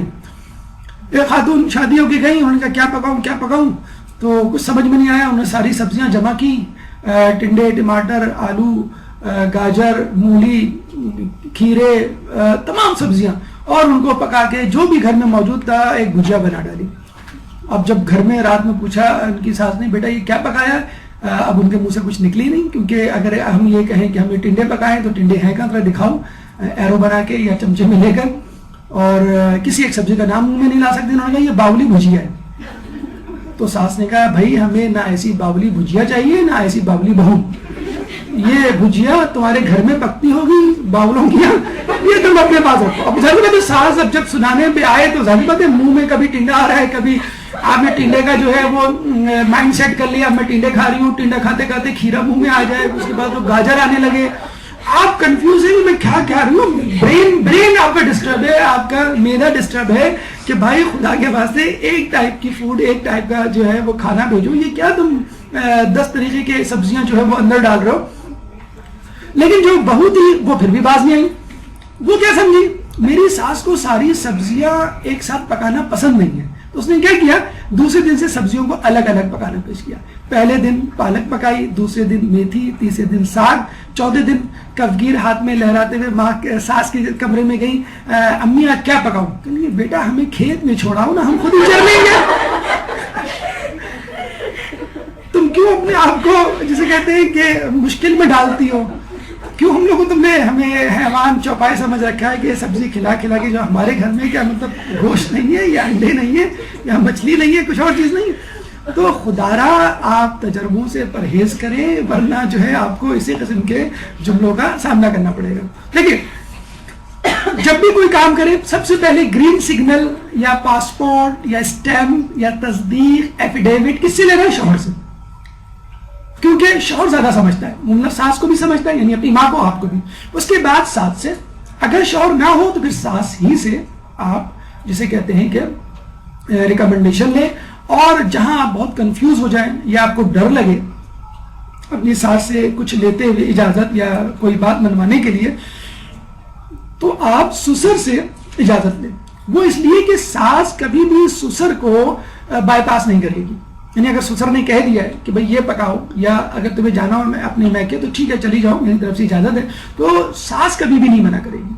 تو کم از کم سسر سے ضرور اجازت لیں. بلکہ ایک آپ کو میں ٹپ دے رہا ہوں کہ جس چیز کی اجازت ساس سے ملنے کی توقع نہ ہو تو آپ سسر سے لے لیں. سسر عموماً اس معاملے میں بڑے فراغ دل ہوتے ہیں، وہ عموماً بہوؤں کی سائڈ لیتے ہیں، اور کئی جھگڑے جو ہے ساس اور سسر میں اسی وجہ سے آپس میں ہو جاتے ہیں کہ تم جو ہے بہو کو تم نے سر چڑھایا گیا. تو یہ سیکوینس ہونا ہے، لیکن اجازت ضروری ہے۔ اگر کوئی خوشی آپ کو ملی ہے، فرض کر لیں آپ کے گھر میں کوئی خوشی ہے، کوئی تقریب ہے، اس میں کوشش کریں اپنے گھر والوں کو شریک کریں۔ اگر آپ کہیں کھانا کھانے جاتے ہیں تو واپسی میں کچھ کھانا لے آئیں، کم از کم آئس کریم ہی لے آئیں، کم از کم کوئی بھی چیز جو آپ سمجھتے ہیں گھر لا کے ہمارے گھر والے خوش ہو جائیں گے، اس میں شروع جسے کہتے ہیں کہ شریک ضرور کریں، لوگوں کو مشورہ ضرور لیں، کم از کم ابتدائی ایام میں۔ قول معصوم یہ ہے کہ اپنے دشمن سے بھی تجربے کے طور پہ مشورہ کرو تاکہ تمہیں اس کی عداوت کی مقدار معلوم ہو جائے۔ اگر آپ سمجھتی ہیں مثلا کچھ بہویں ایسی ہوتی ہیں جو 100% کو یقین ہے کہ ہماری ساس کبھی بھی صحیح مشورہ نہیں دے گی، تو ٹھیک ہے آپ پھر بھی مشورہ دیں تاکہ آپ کو پتہ چل سکے کہ اس کا مائنڈ سیٹ کیا ہے، اس کا رجحان کیا ہے، وہ کیا چاہتی ہے آپ سے، دشمنی رکھنا چاہتی ہے، دوستی رکھنا چاہتی ہے، ٹھیک ہے، ویل ڈن، بہت اچھی بات ہے۔ دشمنی رکھنا چاہتی ہے تو پھر آپ کو اپنی اسٹریٹجی کو تبدیل کرنا ہوگا، اپنی روٹین کو، اپنے نظریات کو اور اپنے جیسے کہتے ہیں سلوک کو تبدیل کرنا ہوگا۔ تو دشمن سے جب مشورے لینے کا کہا گیا ہے تو اپنی ساس اور ان لوگوں سے جن سے آپ کو خطرہ ہے مشورہ لینے میں کیا حد ہے۔ اگر آپ فرض کر لیں کہ ساس کی خدمت کرنے میں مکمل طور پہ ناکام ہو گئی، کھانا ان کو نہیں پسند، ڈریسنگ آپ کی ان کو نہیں پسند، کمرے میں جو جھاڑ آپ نے سامان پھیلایا ہوا ہے وہ ان کو نہیں پسند، کچھ بھی نہیں پسند آپ کا، تو کم از کم دعا سلام، آتے ہوئے سلام، جاتے ہوئے سلام، خدا حافظ، یا دعا لیتے ہوئے جانا، کم از کم اس سے جسے کہتے ہیں کہ ایک رسپیکٹ ظاہر ہوتی ہے کہ آپ کے دل میں ان کی کتنی عزت ہے۔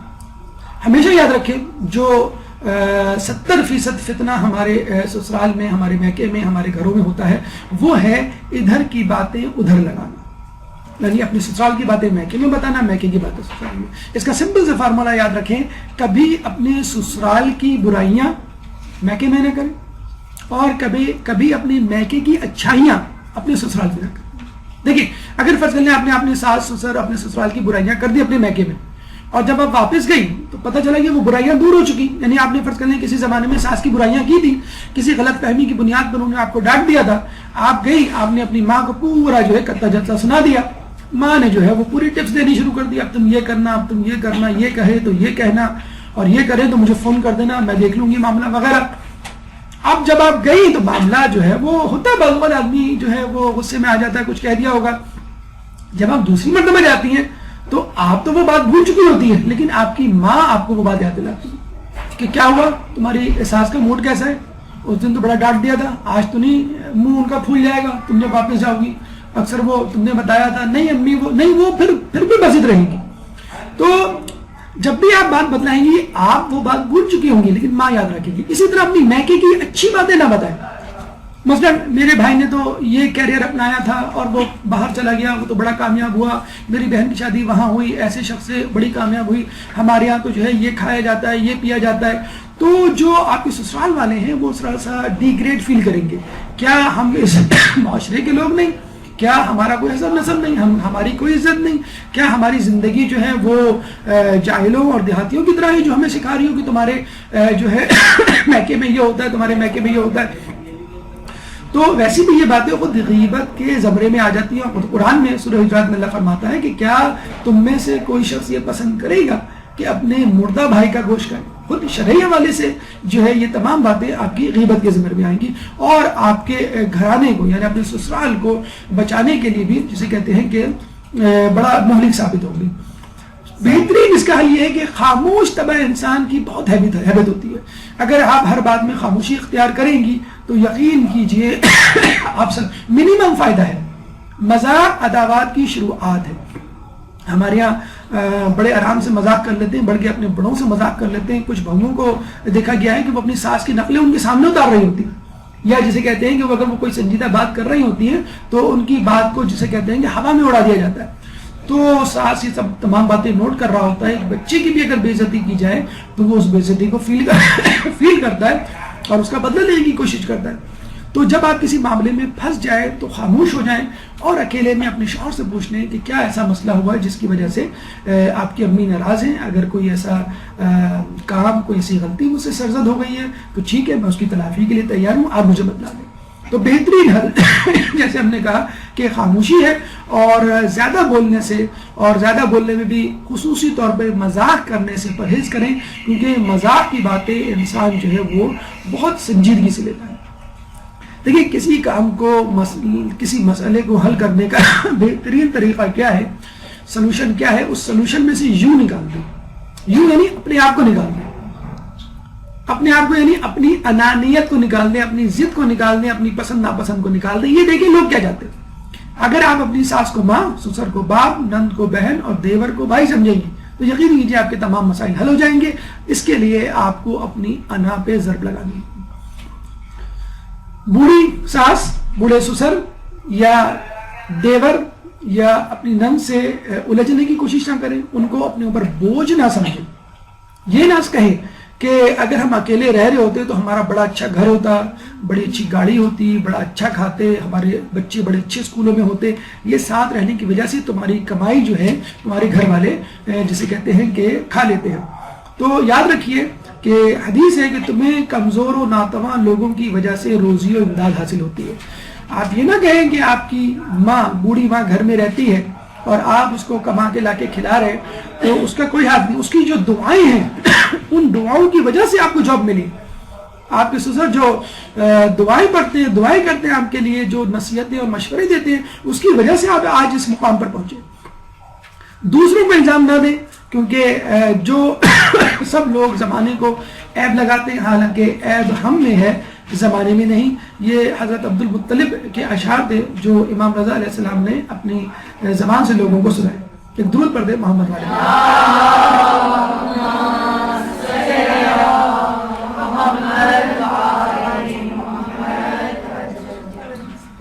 دوسروں سے نہ لڑیں. روایت میں آیا ہے کہ جو زمانے سے لڑتا ہے وہ ہلاک ہو جاتا ہے. سائیکالوجی میں ایک جملہ استعمال ہوتا ہے، don't change the world, change your self. آپ اپنے آپ کو تبدیل کر دیں، زمانہ خود بخود تبدیل ہو جائے گا. اگر آپ ساس، سسر، نند، نندوئی، جیٹ، جٹھانی، دیور، دیورانی کو تبدیل کرنے کی کوشش کریں گی تو زمانہ گزر جائے گا، عمر گزر جائے گی، ان میں سے کوئی بھی اپنی ڈگر، اپنی عادت کو تبدیل کرنے کے لیے راضی نہیں ہوگا. آپ نیو کمر ہیں، اگر آپ اپنی عادت کو تبدیل کر لیں گی تو یہ شائبہ ہوگا کہ شاید آپ ہمیشہ سے ہی ایسی تھی، چنانچہ آپ کو ڈیگریڈیشن، ہیوملیشن فیل نہیں ہوگا. لیکن اگر آپ کہیں کہ ساس کی طبیعت اور مزاج اب ایسا ہو جانا چاہیے تو واضح طور پہ لوگوں کو نظر آئے گا کہ بھئی یہ ایسی نہیں تھی، اب ایسی ہو گئی ہے. نند یا جسے کہتے ہیں دیور یا خود آپ کا شوہر، تو واضح طور پہ نظر آ رہا ہوگا. لیکن چونکہ آپ نیو کمر ہیں اور نیو کمر ہونے کے ناطے لوگوں کو پتہ نہیں ہے آپ کیسی تھی پہلے، اور آپ ان جیسا جسے کہتے ہیں جیسا دیس ویسا بھیس، ان جیسا بھیس بدل لیں گی تو کوئی بے عزتی کی بات نہیں ہے. لوگ یہی سمجھیں گے شاید آپ کو یہی پسند ہے. تو یہ منطق بھی یہی کہتی ہے کہ جو نیو کمر ہے، نیا آنے والا ہے، وہ اپنے آپ کو تبدیل کرے. اور اگر آپ سے غلطی ہو جائے، جب کوئی برا کام سرزد ہو جائے تو اس کی فوراً بعد نیکی بجا لاؤ، کیونکہ نیکی گناہ کو محو کرتی ہے. خود قرآن یہ فرماتا ہے ان الحسنات یذہبن السیئات، یقیناً اچھے کام برائیوں کو دور کرتے ہیں. اگر آپ سے کوئی غلطی ہو گئی، جیسے ہم نے کہا کہ آپ نے باولی بھائی بھجیا بنا دی یا سبزی پہ سبزی پکا دی یا کوئی ایسی چیز پکا دی جو ان کو پسند نہیں ہے، تو ٹھیک ہے، جو ان کو پسند ہے فوراً دوسرے دن وہ پکا دیں. اچھا بعض اوقات جو ہے وہ سوری کرنے کے لیے زبان بڑی بھاری ہو جاتی ہے کہ میں سوری کیسے کہوں. اچھا ڈر بھی لگتا ہے کہ اگر سوری کہہ دیا تو وہاں سے زور سے آواز آئے گی سوری کی بچی. ہر وقت یہ کام کرتی ہے اور جو سوری کہہ کے یہ بچ نکلتی ہے. اس دفعہ میں اس کو نہیں چھوڑوں گی. تو ٹھیک ہے، ڈر لگتا ہے. اس کا طریقہ یہ ہے کہ گھر کا ماحول اس طرح ٹرانسفارم کر دیا جائے، ماحول اتنا خوشگوار بنا دیا جائے کہ آپ ہنستے ہنستے سوری کر دیں. مثلا آپ گھر میں کوئی چیز لے کر آ جائیں، اپنے شوہر کو بول دیں کہ بھی رات کو آتے ہوئے مونگ پھلی لے آئیے گا، یا رات کو آتے ہوئے آئس کریم لے آئیے گا، یا آپ رات میں جو ہے کوئی میٹھی سویٹ ڈش پکا لیتی ہے، کوئی ایسی چیز پکا دیتی ہے جو گھر والوں کو پسند ہوتی ہے. یا آپ اپنے شوہر کے جو چھوٹے بہن بھائی ہیں ان کو پڑھانے بیٹھ جاتی ہیں، ان کے کام کرنے بیٹھ جاتی ہیں. اپنی نند کی کوئی خدمت یا جسے کہتے ہیں اس کو شاپنگ کرا دیتی ہیں، جس سے آپ کی ساس کا موڈ ٹھیک ہو جاتا ہے. اس کے بعد آپ سوری کر لیں، کوئی مذائقہ نہیں. ڈائریکٹ سوری نہیں کر سکتی تو انڈائریکٹ سوری کرنے کا یہ طریقہ ہے. اب آئیے تیسرے مرحلے پر، ساس. ایک درود پڑھ دے محمد والے محمد.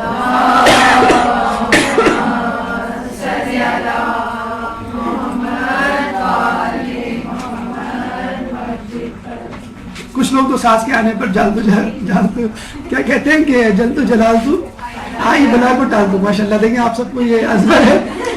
دیکھیں ایسا نہیں ہے، ساس گھر کی سانس ہوتی ہے، اور آپ کو معلوم ہے سانس کی ڈوری اگر ایک منٹ بھی نہ رہے وہ گھر نہیں پنپ سکتا. ساس کو تھوڑا سا مس انٹرپریٹ کیا جاتا ہے. دیکھیے وہ اس مقام پر ہوتی ہے کہ جس مقام پر جس عمر میں اندیشے وسوسے وہم توہمات جنم لیتے ہیں. آپ کو کرنا یہ ہے کہ ان توہمات کو دور کرنا ہے. اور ساس کو کیا کرنا ہے؟ دیکھیں ساس کو فقط یہ کرنا ہے کہ جو کہ ظاہری بات ہے کہ گھر کی ملکہ بھی ہے, گھر کا وقار بھی ہے.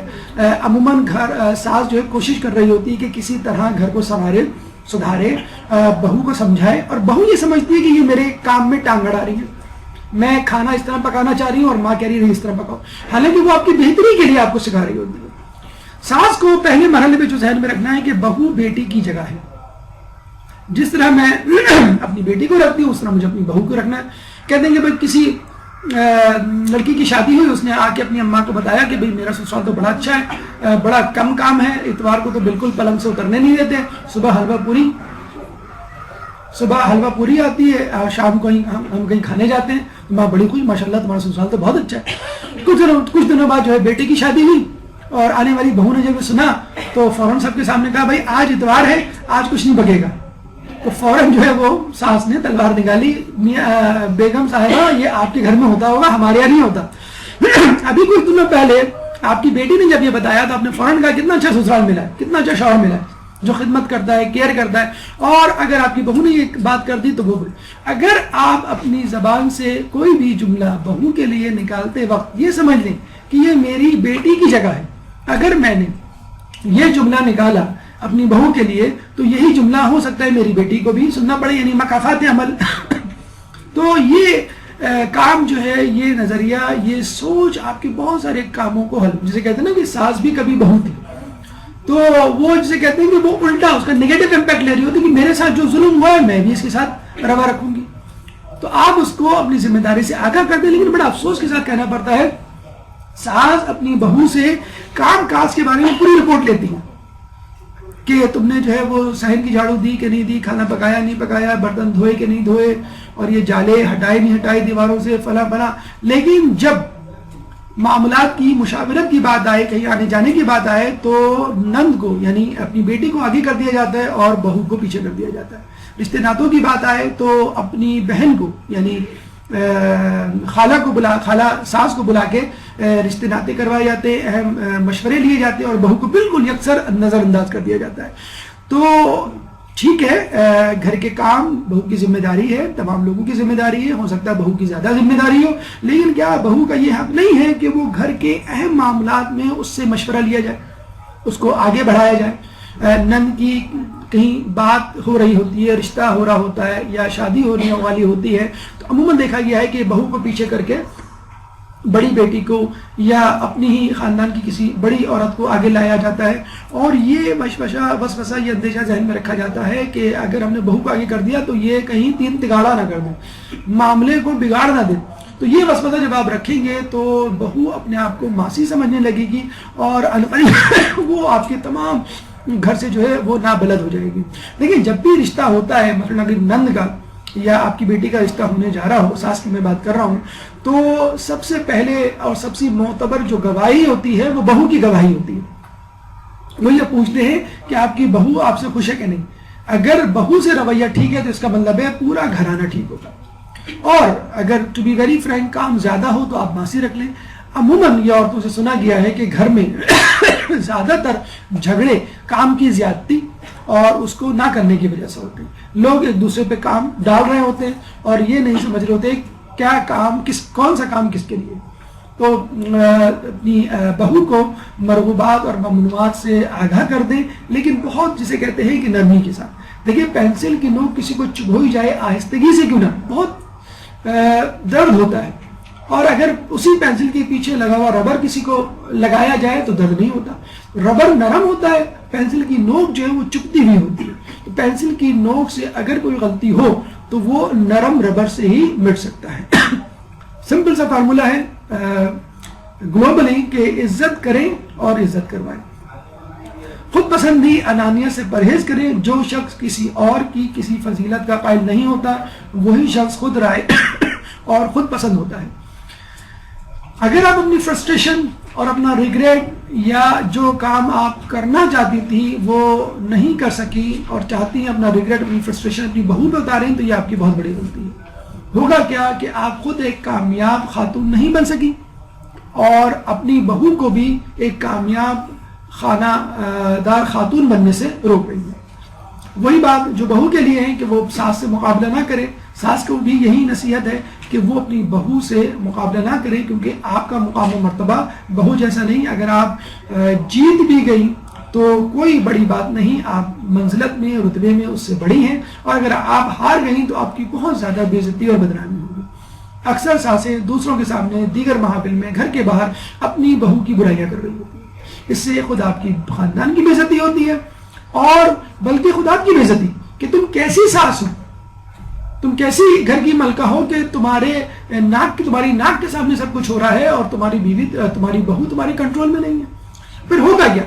دوسری مرتبہ اس خاتون سے آپ دوبارہ ملیں گی کہ جس سے آپ نے اپنی بہو کی برائی کی تھی، وہ دوبارہ آپ کو یاد دلائے گی اور پوچھے گی تمہاری بہو کیسی جا رہی ہے، پہلے تو ذرا ٹیڑھی تھی، سیدھی ہوئی کہ نہیں ہوئی؟ اگر سیدھی نہ ہو تو مجھے بتانا، میں تمہیں ایسے ایسے ٹپس دوں گی کہ وہ بالکل تیر کی طرح سیدھی ہو جائے گی۔ اور اگر آپ کی بہو فرض کر لیں کچھ ہوتی ہیں بہویں شروع میں بڑا ہارڈ ٹائم دیتی ہیں لیکن بعد میں ٹھیک ہو جاتی ہیں، تو وہ باتیں لوگ نہیں بھلاتے، بلکہ مزے لینے کے لیے، اور لوگوں کا تو جسے کہتے ہیں کہ طریقہ یہی ہے کہ وہ کسی گھر کو پنپتے ہوئے نہیں دیکھ سکتے کہ کسی گھر میں جو ہے وہ سکون والا ماحول۔ اس کا ایک اور طریقہ یہ ہوتا ہے کہ آپ اپنے سسر پہ توجہ دیں اور اپنی بہو اور اپنے بیٹے کو کچھ دنوں کے لیے، کچھ عرصے کے لیے، کچھ وقت کے لیے اکیلا چھوڑ دیں۔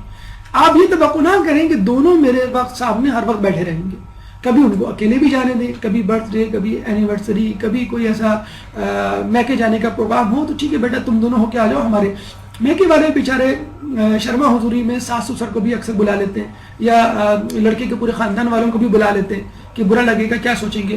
تو بہتر یہی ہے کہ میکے کی اگر چھوٹی موٹی دعوتیں ہیں تو ان میں آپ اپنے بیٹے اور اپنی بہو کو خود کہہ دیں کہ بیٹا آپ دونوں چلے جاؤ، ہمارا جانا جو ہے وہ ممکن نہیں ہے اور ہمیں فلاں فلاں کام ہے، اور ان کو اکیلے ہی چھوڑ دیں۔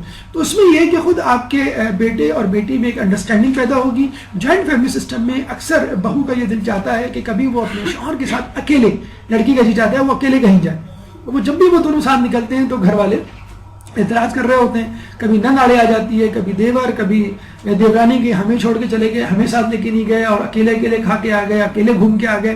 تو کوشش کریں کچھ ٹائم، کچھ وقت ان کو اکیلے گزارنے دیں، سوء ظن سے پرہیز کریں۔ یا ایھا الذین آمنوا اجتنبوا کثیرا من الظن ان بعض الظن اثم، اے لوگوں جو ایمان لائے ہو کثیر ظن سے پرہیز کرو، کیونکہ کثیر ظن بعض اوقات کچھ ظن گناہ ہوتے ہیں۔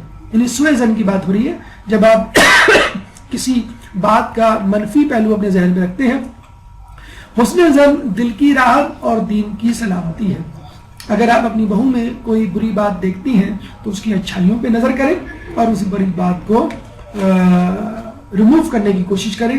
اگر فرض کر لیں کہ وہ بہو آپ کو کم ٹائم دیتی ہے یا خود آپ کا بیٹا آپ کو کم ٹائم دیتا ہے، تو آپ یہ نہ سوچیں کہ بیٹا مجھے کم ٹائم دے رہا ہے، آپ یہ سوچیں کہ باقی ٹائم وہ اپنی بیوی کو دے رہا ہے، تو اس سے آپ کا بیٹا ہی جسے کہتے ہیں خوش ہوگا، مسرور ہوگا، مطمئن ہوگا۔ اور اگر بہو آپ کو ٹائم نہیں دے رہی تو یقیناً وہ اپنے شوہر کو ٹائم دے رہی ہوگی یا اپنے بچے کو۔ تو دونوں صورتوں میں آپ کے بیٹے اور آپ کے بیٹے کے بیٹے کو، یعنی بیٹے کی اولاد کو ٹائم دیا جا رہا ہے، تو اس میں بھی جسے کہتے ہیں کہ آپ ہی کا فائدہ ہے۔ ظلم سے بچیں، جس کے بارے میں کہا گیا ہے کہ مظلوم کی بد دعا سے بچے رہو چاہے وہ کافر ہی کیوں نہ ہو، کیونکہ مظلوم کی بد دعا کے لیے کوئی پردہ حائل نہیں ہوتا۔ کافر کا لفظ استعمال کیا ہے، چاہے کافر ہی کیوں نہ ہو، یہ تو آپ کی بہو ہے، آپ اس پہ ظلم کر کے جو ہے وہ کیا کمال حاصل کر لیں گی، کتنا جو ہے اعزاز حاصل کر لیں گی یا رتبہ حاصل کر لیں گی۔ اگر بہو یا کوئی بھی شخص جو آپ کی رعیت میں ہے، جو آپ کے خلاف لڑ نہیں سکتا یا آپ کی باتوں کا یا آپ کی سازشوں کا دندان شکن جواب نہیں دے سکتا، تو ایسا شخص مظلوم ہے۔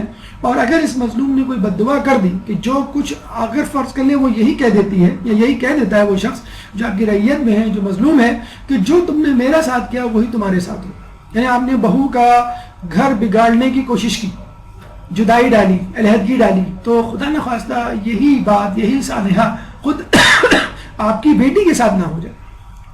اور اگر آپ کی بہو کسی کے سامنے آپ کی برائی کرتی ہے تو یہ ایک لمحہ فکریہ ہے، اس کو پازیٹیولی لیں کہ کیا واقعی آپ میں کوئی ایسی برائی ہے جس کی وجہ سے لوگ آپ کی غیبت کر رہے ہیں. ٹھیک ہے وہ گناہ کر رہے ہیں، لیکن آپ کی شخصیت ایسی ہے ہی کیوں؟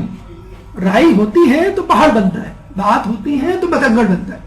جب تم یہ جاننا چاہو کہ کسی بندے کا خدا کے ہاں کیا مقام ہے تو یہ دیکھو کہ لوگ اس کے پیچھے اس کے بارے میں کیا کہتے ہیں. دیکھیے ساس جب سامنے ہو تو خدمت کی جاتی ہے، سلام کیا جاتا ہے اور آگے پیچھے اس کے گھما جاتا ہے. لیکن ساس جب موجود نہ ہو، یعنی میں کے آ کر بہو اپنی ساس کے بارے میں کیا کہتی ہے، یہ ہے اصل کمنٹس. یہ ہے جسے کہتے ہیں نا کہ بہترین شوہر کے لیے بیوی سے سرٹیفکیٹ لینا ضروری ہے، اور بہترین بیوی کے لیے شوہر سے سرٹیفکیٹ لینا ضروری ہے، اور بہترین ساس کے لیے بہو سے سرٹیفکیٹ لینا ضروری ہے. اگر بہو نے اوکے کر دیا، اسی طرح بہترین بہو کے لیے ساس سے سرٹیفکیٹ لینا ضروری ہے. دونوں ایک دوسرے کو سرٹیفکیٹ دیں گی تو ان کا سرٹیفکیٹ قبول کیا جائے گا. اب آئیے نن کی طرف، لیکن اس سے پہلے سلامات.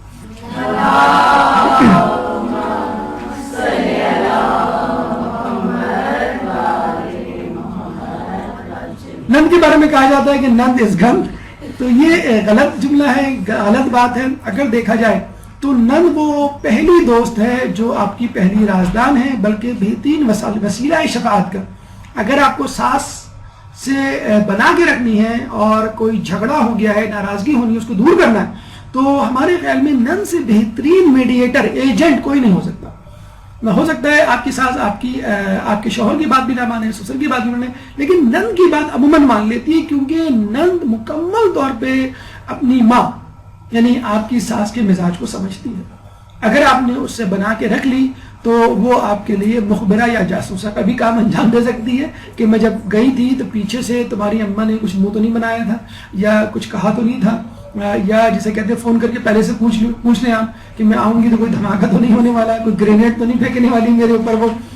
تو یہ مخبرہ یا جاسوسہ اگر آپ بنائیں تو پازیٹیولی بنا لیں کہ بھائی تمہاری ماں کو کیا پسند ہے مجھے بتا دو. اگر وہ کسی بات پہ ناراض ہوں اور تم سے کچھ کہیں تو تم مجھے بتا دیا کرنا، اچھا میں بے عزتی سے بچ جاؤں گی. عموماً لوگ نند کو انڈر اسٹیمیٹ کرتے ہیں کیونکہ چھوٹی ہوتی ہے، چھوٹی نندیں عموماً جو ان میرڈ ہوتی ہیں، تو ان کو غور سے سننا چاہیے کہ آپ کے پیچھے یا آپ کے سامنے جو ساس کے ویوز ہوتے ہیں، کمنٹس ہوتے ہیں یا ان کا رد عمل ہوتا ہے، وہ نند بہت اچھی طرح آپ کو پرفیکٹلی کرتی. شوہر عموماً اسکپ کر دیتا ہے، بہت ساری باتیں سینسر کر دیتا ہے، لیکن نند عموماً ایز اٹ از سنا دیتی ہے. اور بعض نندیں تو یہ بھول پن میں کر دیتی ہیں یہ بات، مطلب آپ نے جو کہا، آپ نے جو ہے وہ اس نے ساس کو جا کے کہہ دیا.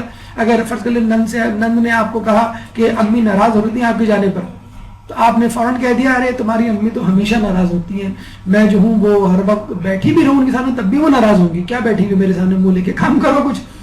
پتہ چلا کہ یہی جملہ منوعاً نند جو ہے وہ اپنی امی یعنی آپ کے ساتھ کو سنا دیتی ہے، امی بھابھی یہ کہہ رہی تھی. اب اپنی بھول پن میں کہہ جاتی ہے اور پتہ چلا کہ گھر میں بعد میں دھماکہ ہو جاتا ہے. تو اپنی نند کی باتوں کو خوب غور سے سنیے، سمجھیے اور اس پہ عمل کرنے کی کوشش کیجیے. عموماً جو وہ باتیں بتلاتی ہے یوزولی جو ہے وہ بالکل ورڈ ٹو ورڈ ہوتی ہے، وہ بس بھول پن میں ہوتی ہے، لیکن اس سے بہت ساری فرسٹ ہینڈ انفارمیشن دی جا سکتی ہے. کوشش کریں اگر آپ ساس، سسر، دیور، دیورانی یا جیٹ جٹانی کے لیے تحفے نہیں لا سکتی، نند کو کبھی نہ بھولیں. نند ایک ایسی شخصیت ہے آپ کے گھر میں کہ جو ہر کسی کو جسے کہتے ہیں کہ ڈانڈے وہیں جا کے کنیکٹ ہوتے ہیں. اگر نند کو آپ نے خوش کر لیا تو آپ کے ساس، آپ کے سسر، آپ کے شوہر سب خوش ہوں گے. اور نند کو خوش کرنا کوئی مسئلہ نہیں ہے، کوئی چھوٹا موٹا تحفہ جسے کہتے ہیں کہ اس کے لیے کوئی کھانے پینے کی چیز، کوئی جوڑا یا اسکار، کوئی بھی چیز چھوٹی موٹی جو اس کو پسند ہے، بلکہ اس کی تعلیم میں اگر آپ ہیلپ کرنا چاہیں تو وہ کر دیں. کہیں جانا ہو شاپنگ پہ اس کے ساتھ چلے جائیں. تو آپ کی نند اگر خوش ہوگی تو سمجھ لیں 50% آپ نے اپنی ساس کا دل جیت لیا. تو نند کے لیے ایک بات ضرور کہیں کہ کچھ نندیں پیدا ہی چغل خوری کے لیے ہوئی ہیں نعوذ باللہ، اور وہ اکثر جو ہے دیکھیں آپ کی صحیح سے یہ لگ رہا ہے کہ واقعی ایسا ہوتا ہے، تو وہ اکثر جو باتیں ہوتی ہیں وہ فوراً پہنچا دیتی ہیں تاکہ بھابھی کو جو ہے وہ ڈانٹ پڑے، کیونکہ بھابھی نے میرے ساتھ شاپنگ پہ جانے سے انکار کر دیا تھا. تو نند جو ہے اس کا بدلہ بڑے آرام سے لے لیتی ہے، اس کو کچھ کرنا بھی نہیں پڑتا اور اس کو ڈانٹ بھی نہیں پڑتی کسی معاملے میں. نہ شوہر اس کو آپ کا ڈانٹ سکتا ہے بیچاری کو نہ بیچارہ شوہر اس کو ڈانٹ سکتا ہے، نہ ساس نہ سسر، کیونکہ بیچاری وہ ایک مظلوم ترین قوم ہوتی ہے، وہ مظلوم ترین شخصیت ہوتی ہے اس گھر پہ. تو نند کے لیے نصیحت ہے، بلکہ حدیث ہے، کسی کی باتوں کو دوسروں کے سامنے کہہ کر ان کے درمیان فساد پھیلانے کی کوشش کرنا ہی چغل خوری ہے. یہ ہے چغل خوری کی ڈیفینیشن جو ہمیں حدیث سے پتہ چلتی ہے. تو نند کو چاہیے کہ باتوں کو ادھر ادھر بتانے سے پہلے یہ دیکھ لے کہ اس سے مزید فکرہ تو نہیں پھیلے گا. اس کے بعد جو شخصیت آتی ہے وہ دیو رانی کی. اس کو دیو رانی مت پڑھیے گا، یہ دیو رانی ہے، یعنی آپ کی دیور کی بیوی، یعنی سمجھ لیں دوسری بہو. اچھا، یہ ایک ایسی شخصیت ہے جس پہ نہ آپ 100% ٹرسٹ کر سکتے ہیں اور نہ 100% اس کو دشمن سمجھ سکتے ہیں. یہ عجیب مجبوری ہے آپ کی. کیوں کہ دیکھیں آپ دونوں دوسرے گھرانوں سے آئی ہیں، دونوں کی نبھتی بہت ہے اور دونوں ایک دوسرے کے خلاف سازش کرنے میں بڑی ماہر ہوتی ہے. دیکھیں آپ کی تعریف ہو گئی کھانے پر، وہ فوراً کانشیس ہو جائے گی. کھانے کی ترکیب تو ساری میں نے بتائی تھی اور تعریف اس کی ہو گئی، تو اس میں ایک جیلسی کا، ایک حسد کا مادہ پیدا ہو جائے گا. آپ کو اپنی دیورانی سے، بھابھی سے، یا جو بھی کہہ لیں جو دوسری بہو ہے، اس سے بہت زیادہ محتاط رہنا ہے. اور کبھی بھی کوئی ایسی بات فرض کر لیں اس نے آپ کو ٹریپ کرنے کے لیے ساس کی برائیاں شروع کر دی، آپ نے بھی جوش میں آ کے ساس کی برائیاں شروع کر دی اور فوراً جا کے، کیونکہ وہ پرانی ہو چکی ہے، اس نے فوراً جا کے ساس کو کہہ دیا میں نے تو آزمانے کے لیے کی تھی. یہ پولیس والے نہیں کرتے، نشان زدہ جو ہے وہ نوٹ دے کر رشوت دینے کی سادے لباس میں کسی کو دیتے ہیں اور وہ لے لیتا ہے اور فوراً پکڑ لیتے ہیں. تو ساس کو بتا دیا میں نے تو صرف آزمانے کے لیے برائی کی تھی، وہ تو پورا پلندہ لے کے بیٹھ گئی، ماشاءاللہ کیا کیا باتیں بتائی مجھے بھی نہیں معلوم، اور پتہ چلا کہ بعد میں بہت بڑا جھگڑا. تو چھپی رستم بھی ہوتی ہے، یار غار بھی ہوتی ہے. اس سے بنا کے رکھنا بھی مجبوری ہے اور محتاط رہنا بھی بہت بڑی مجبوری ہے. اگر آپ نے بالکل دل کی ہر بات بتا دی تو حسد کے مارے یہ بھی ممکن ہے کسی موقع پر وہ آپ کی باتیں آپ کی ساس تک پہنچا دیں. تو کوشش کریں مقابلے سے گریز کریں. اگر آپ کی تعریف ہو رہی ہے تو کوشش کریں اس تعریف میں اپنی دیورانی کو شامل کر لیں. اگر تعریف ہو رہی ہے بیٹا تم نے بہت اچھا کھانا پکایا ہے، اب اس کے کہنے سے پہلے بجائے اس کے کہ دیورانی کہے کہ بتایا کس نے، ٹرین کس نے کیا، پہلے آپ کہہ دیں کہ بھائی یہ انہوں نے مجھے بتایا تھا، جیسے یہ بتا دیں گے ویسے میں کرتی گئی.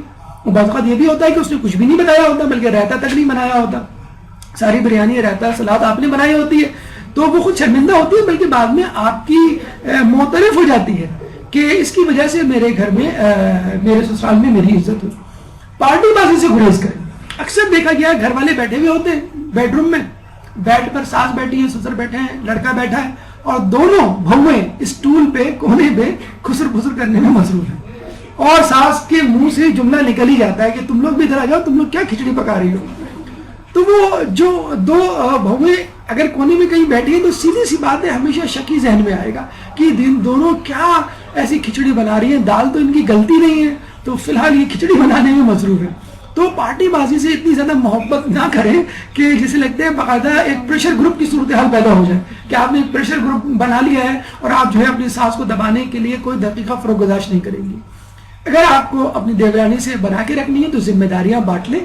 کھانا پینا، صفائی ستھرائی، کپڑے دھونا، ہر چیز کی ذمہ داری. اپنے اپنے کام تو آپ کو کرنے ہیں لیکن جو کام کامن ہے مثلا کھانے پکانے کا وہ آپ ذمہ داری پہ بانٹ سکتی ہیں. مثلا صبح کا میں، دوپہر کا آپ، یا رات کا ہم دونوں، یا پھر اس طرح کر لیں کہ ایک دن میں ایک دن آپ. اور کوشش کریں جب ذمہ داریاں بٹ جائیں تو اس پہ قائم رہیں. زبردستی اور خواہ خواہی میں آپ اس کی باری والے دن آپ کچن میں گھس کر آپ اس کی جگہ کھانا پکانا نہیں شروع کریں، پھر بعد میں آپ کے اوپر ساری ذمہ داری آ جائے گی، پھر آپ یہ کہیں گی میرے ساتھ ظلم ہو رہا ہے.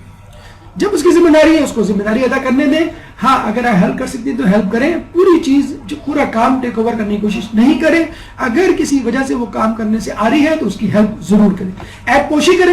اگر کسی بات پہ ڈانٹ پڑنے والی ہے اور ساس نے یہ پوچھ لیا بھئی وہ کہاں ہے، بس آتی ہوگی، ساس سونے کے لیے چلی گئی، اور پھر دوبارہ آگے پوچھا کہ بھئی وہ آئی نہیں آئی بہو، تو آپ کہہ دیں کہ ہاں آئی تو کافی دنوں سے کہہ رہا ہوں کافی دیر سے آئی ہوئی اور بیڈ روم میں سو رہی. تو آپ کوئی بھی بات بنا سکتی ہیں تاکہ ان کو ڈانٹ نہ پڑے، ورنہ یہی ہوگا کہ اگر آپ نے ان کو ڈانٹ پڑوائی تو آپ کو بھی ڈانٹ پڑے گی.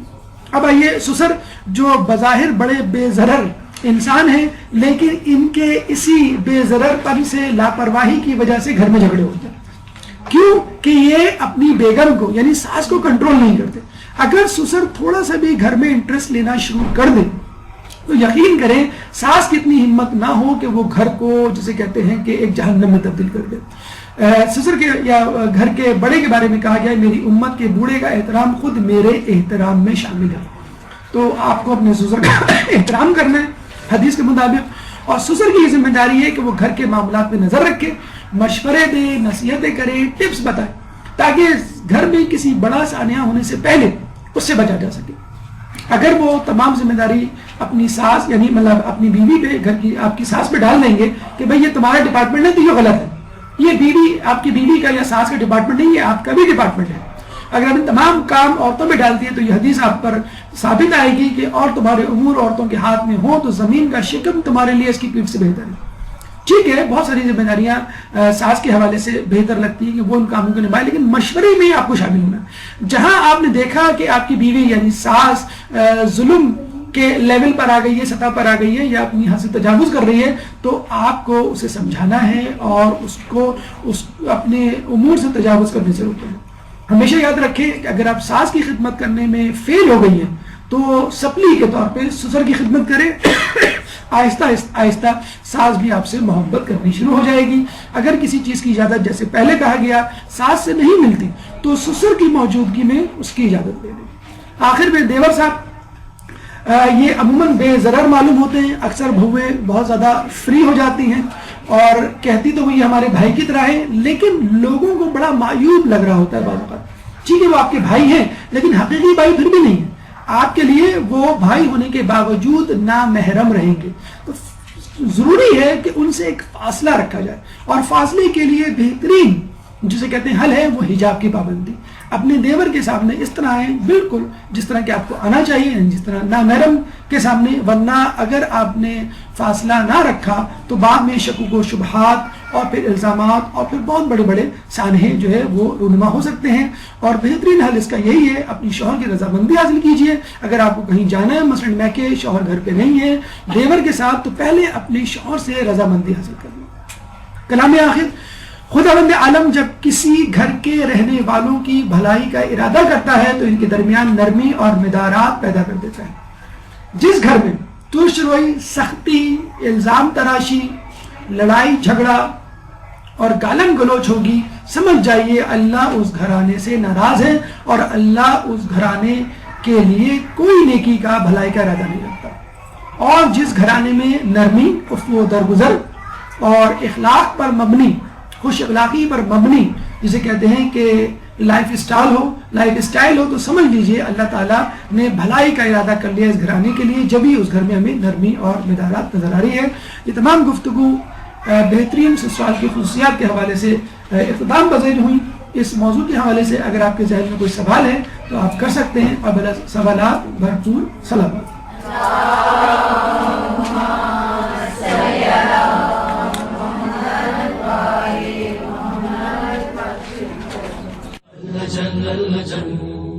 اللجن اللجن يا مولا اللجن اللجن اللجن اللجن اللجن اللجن اللجن يا صاحب الزمان اللجن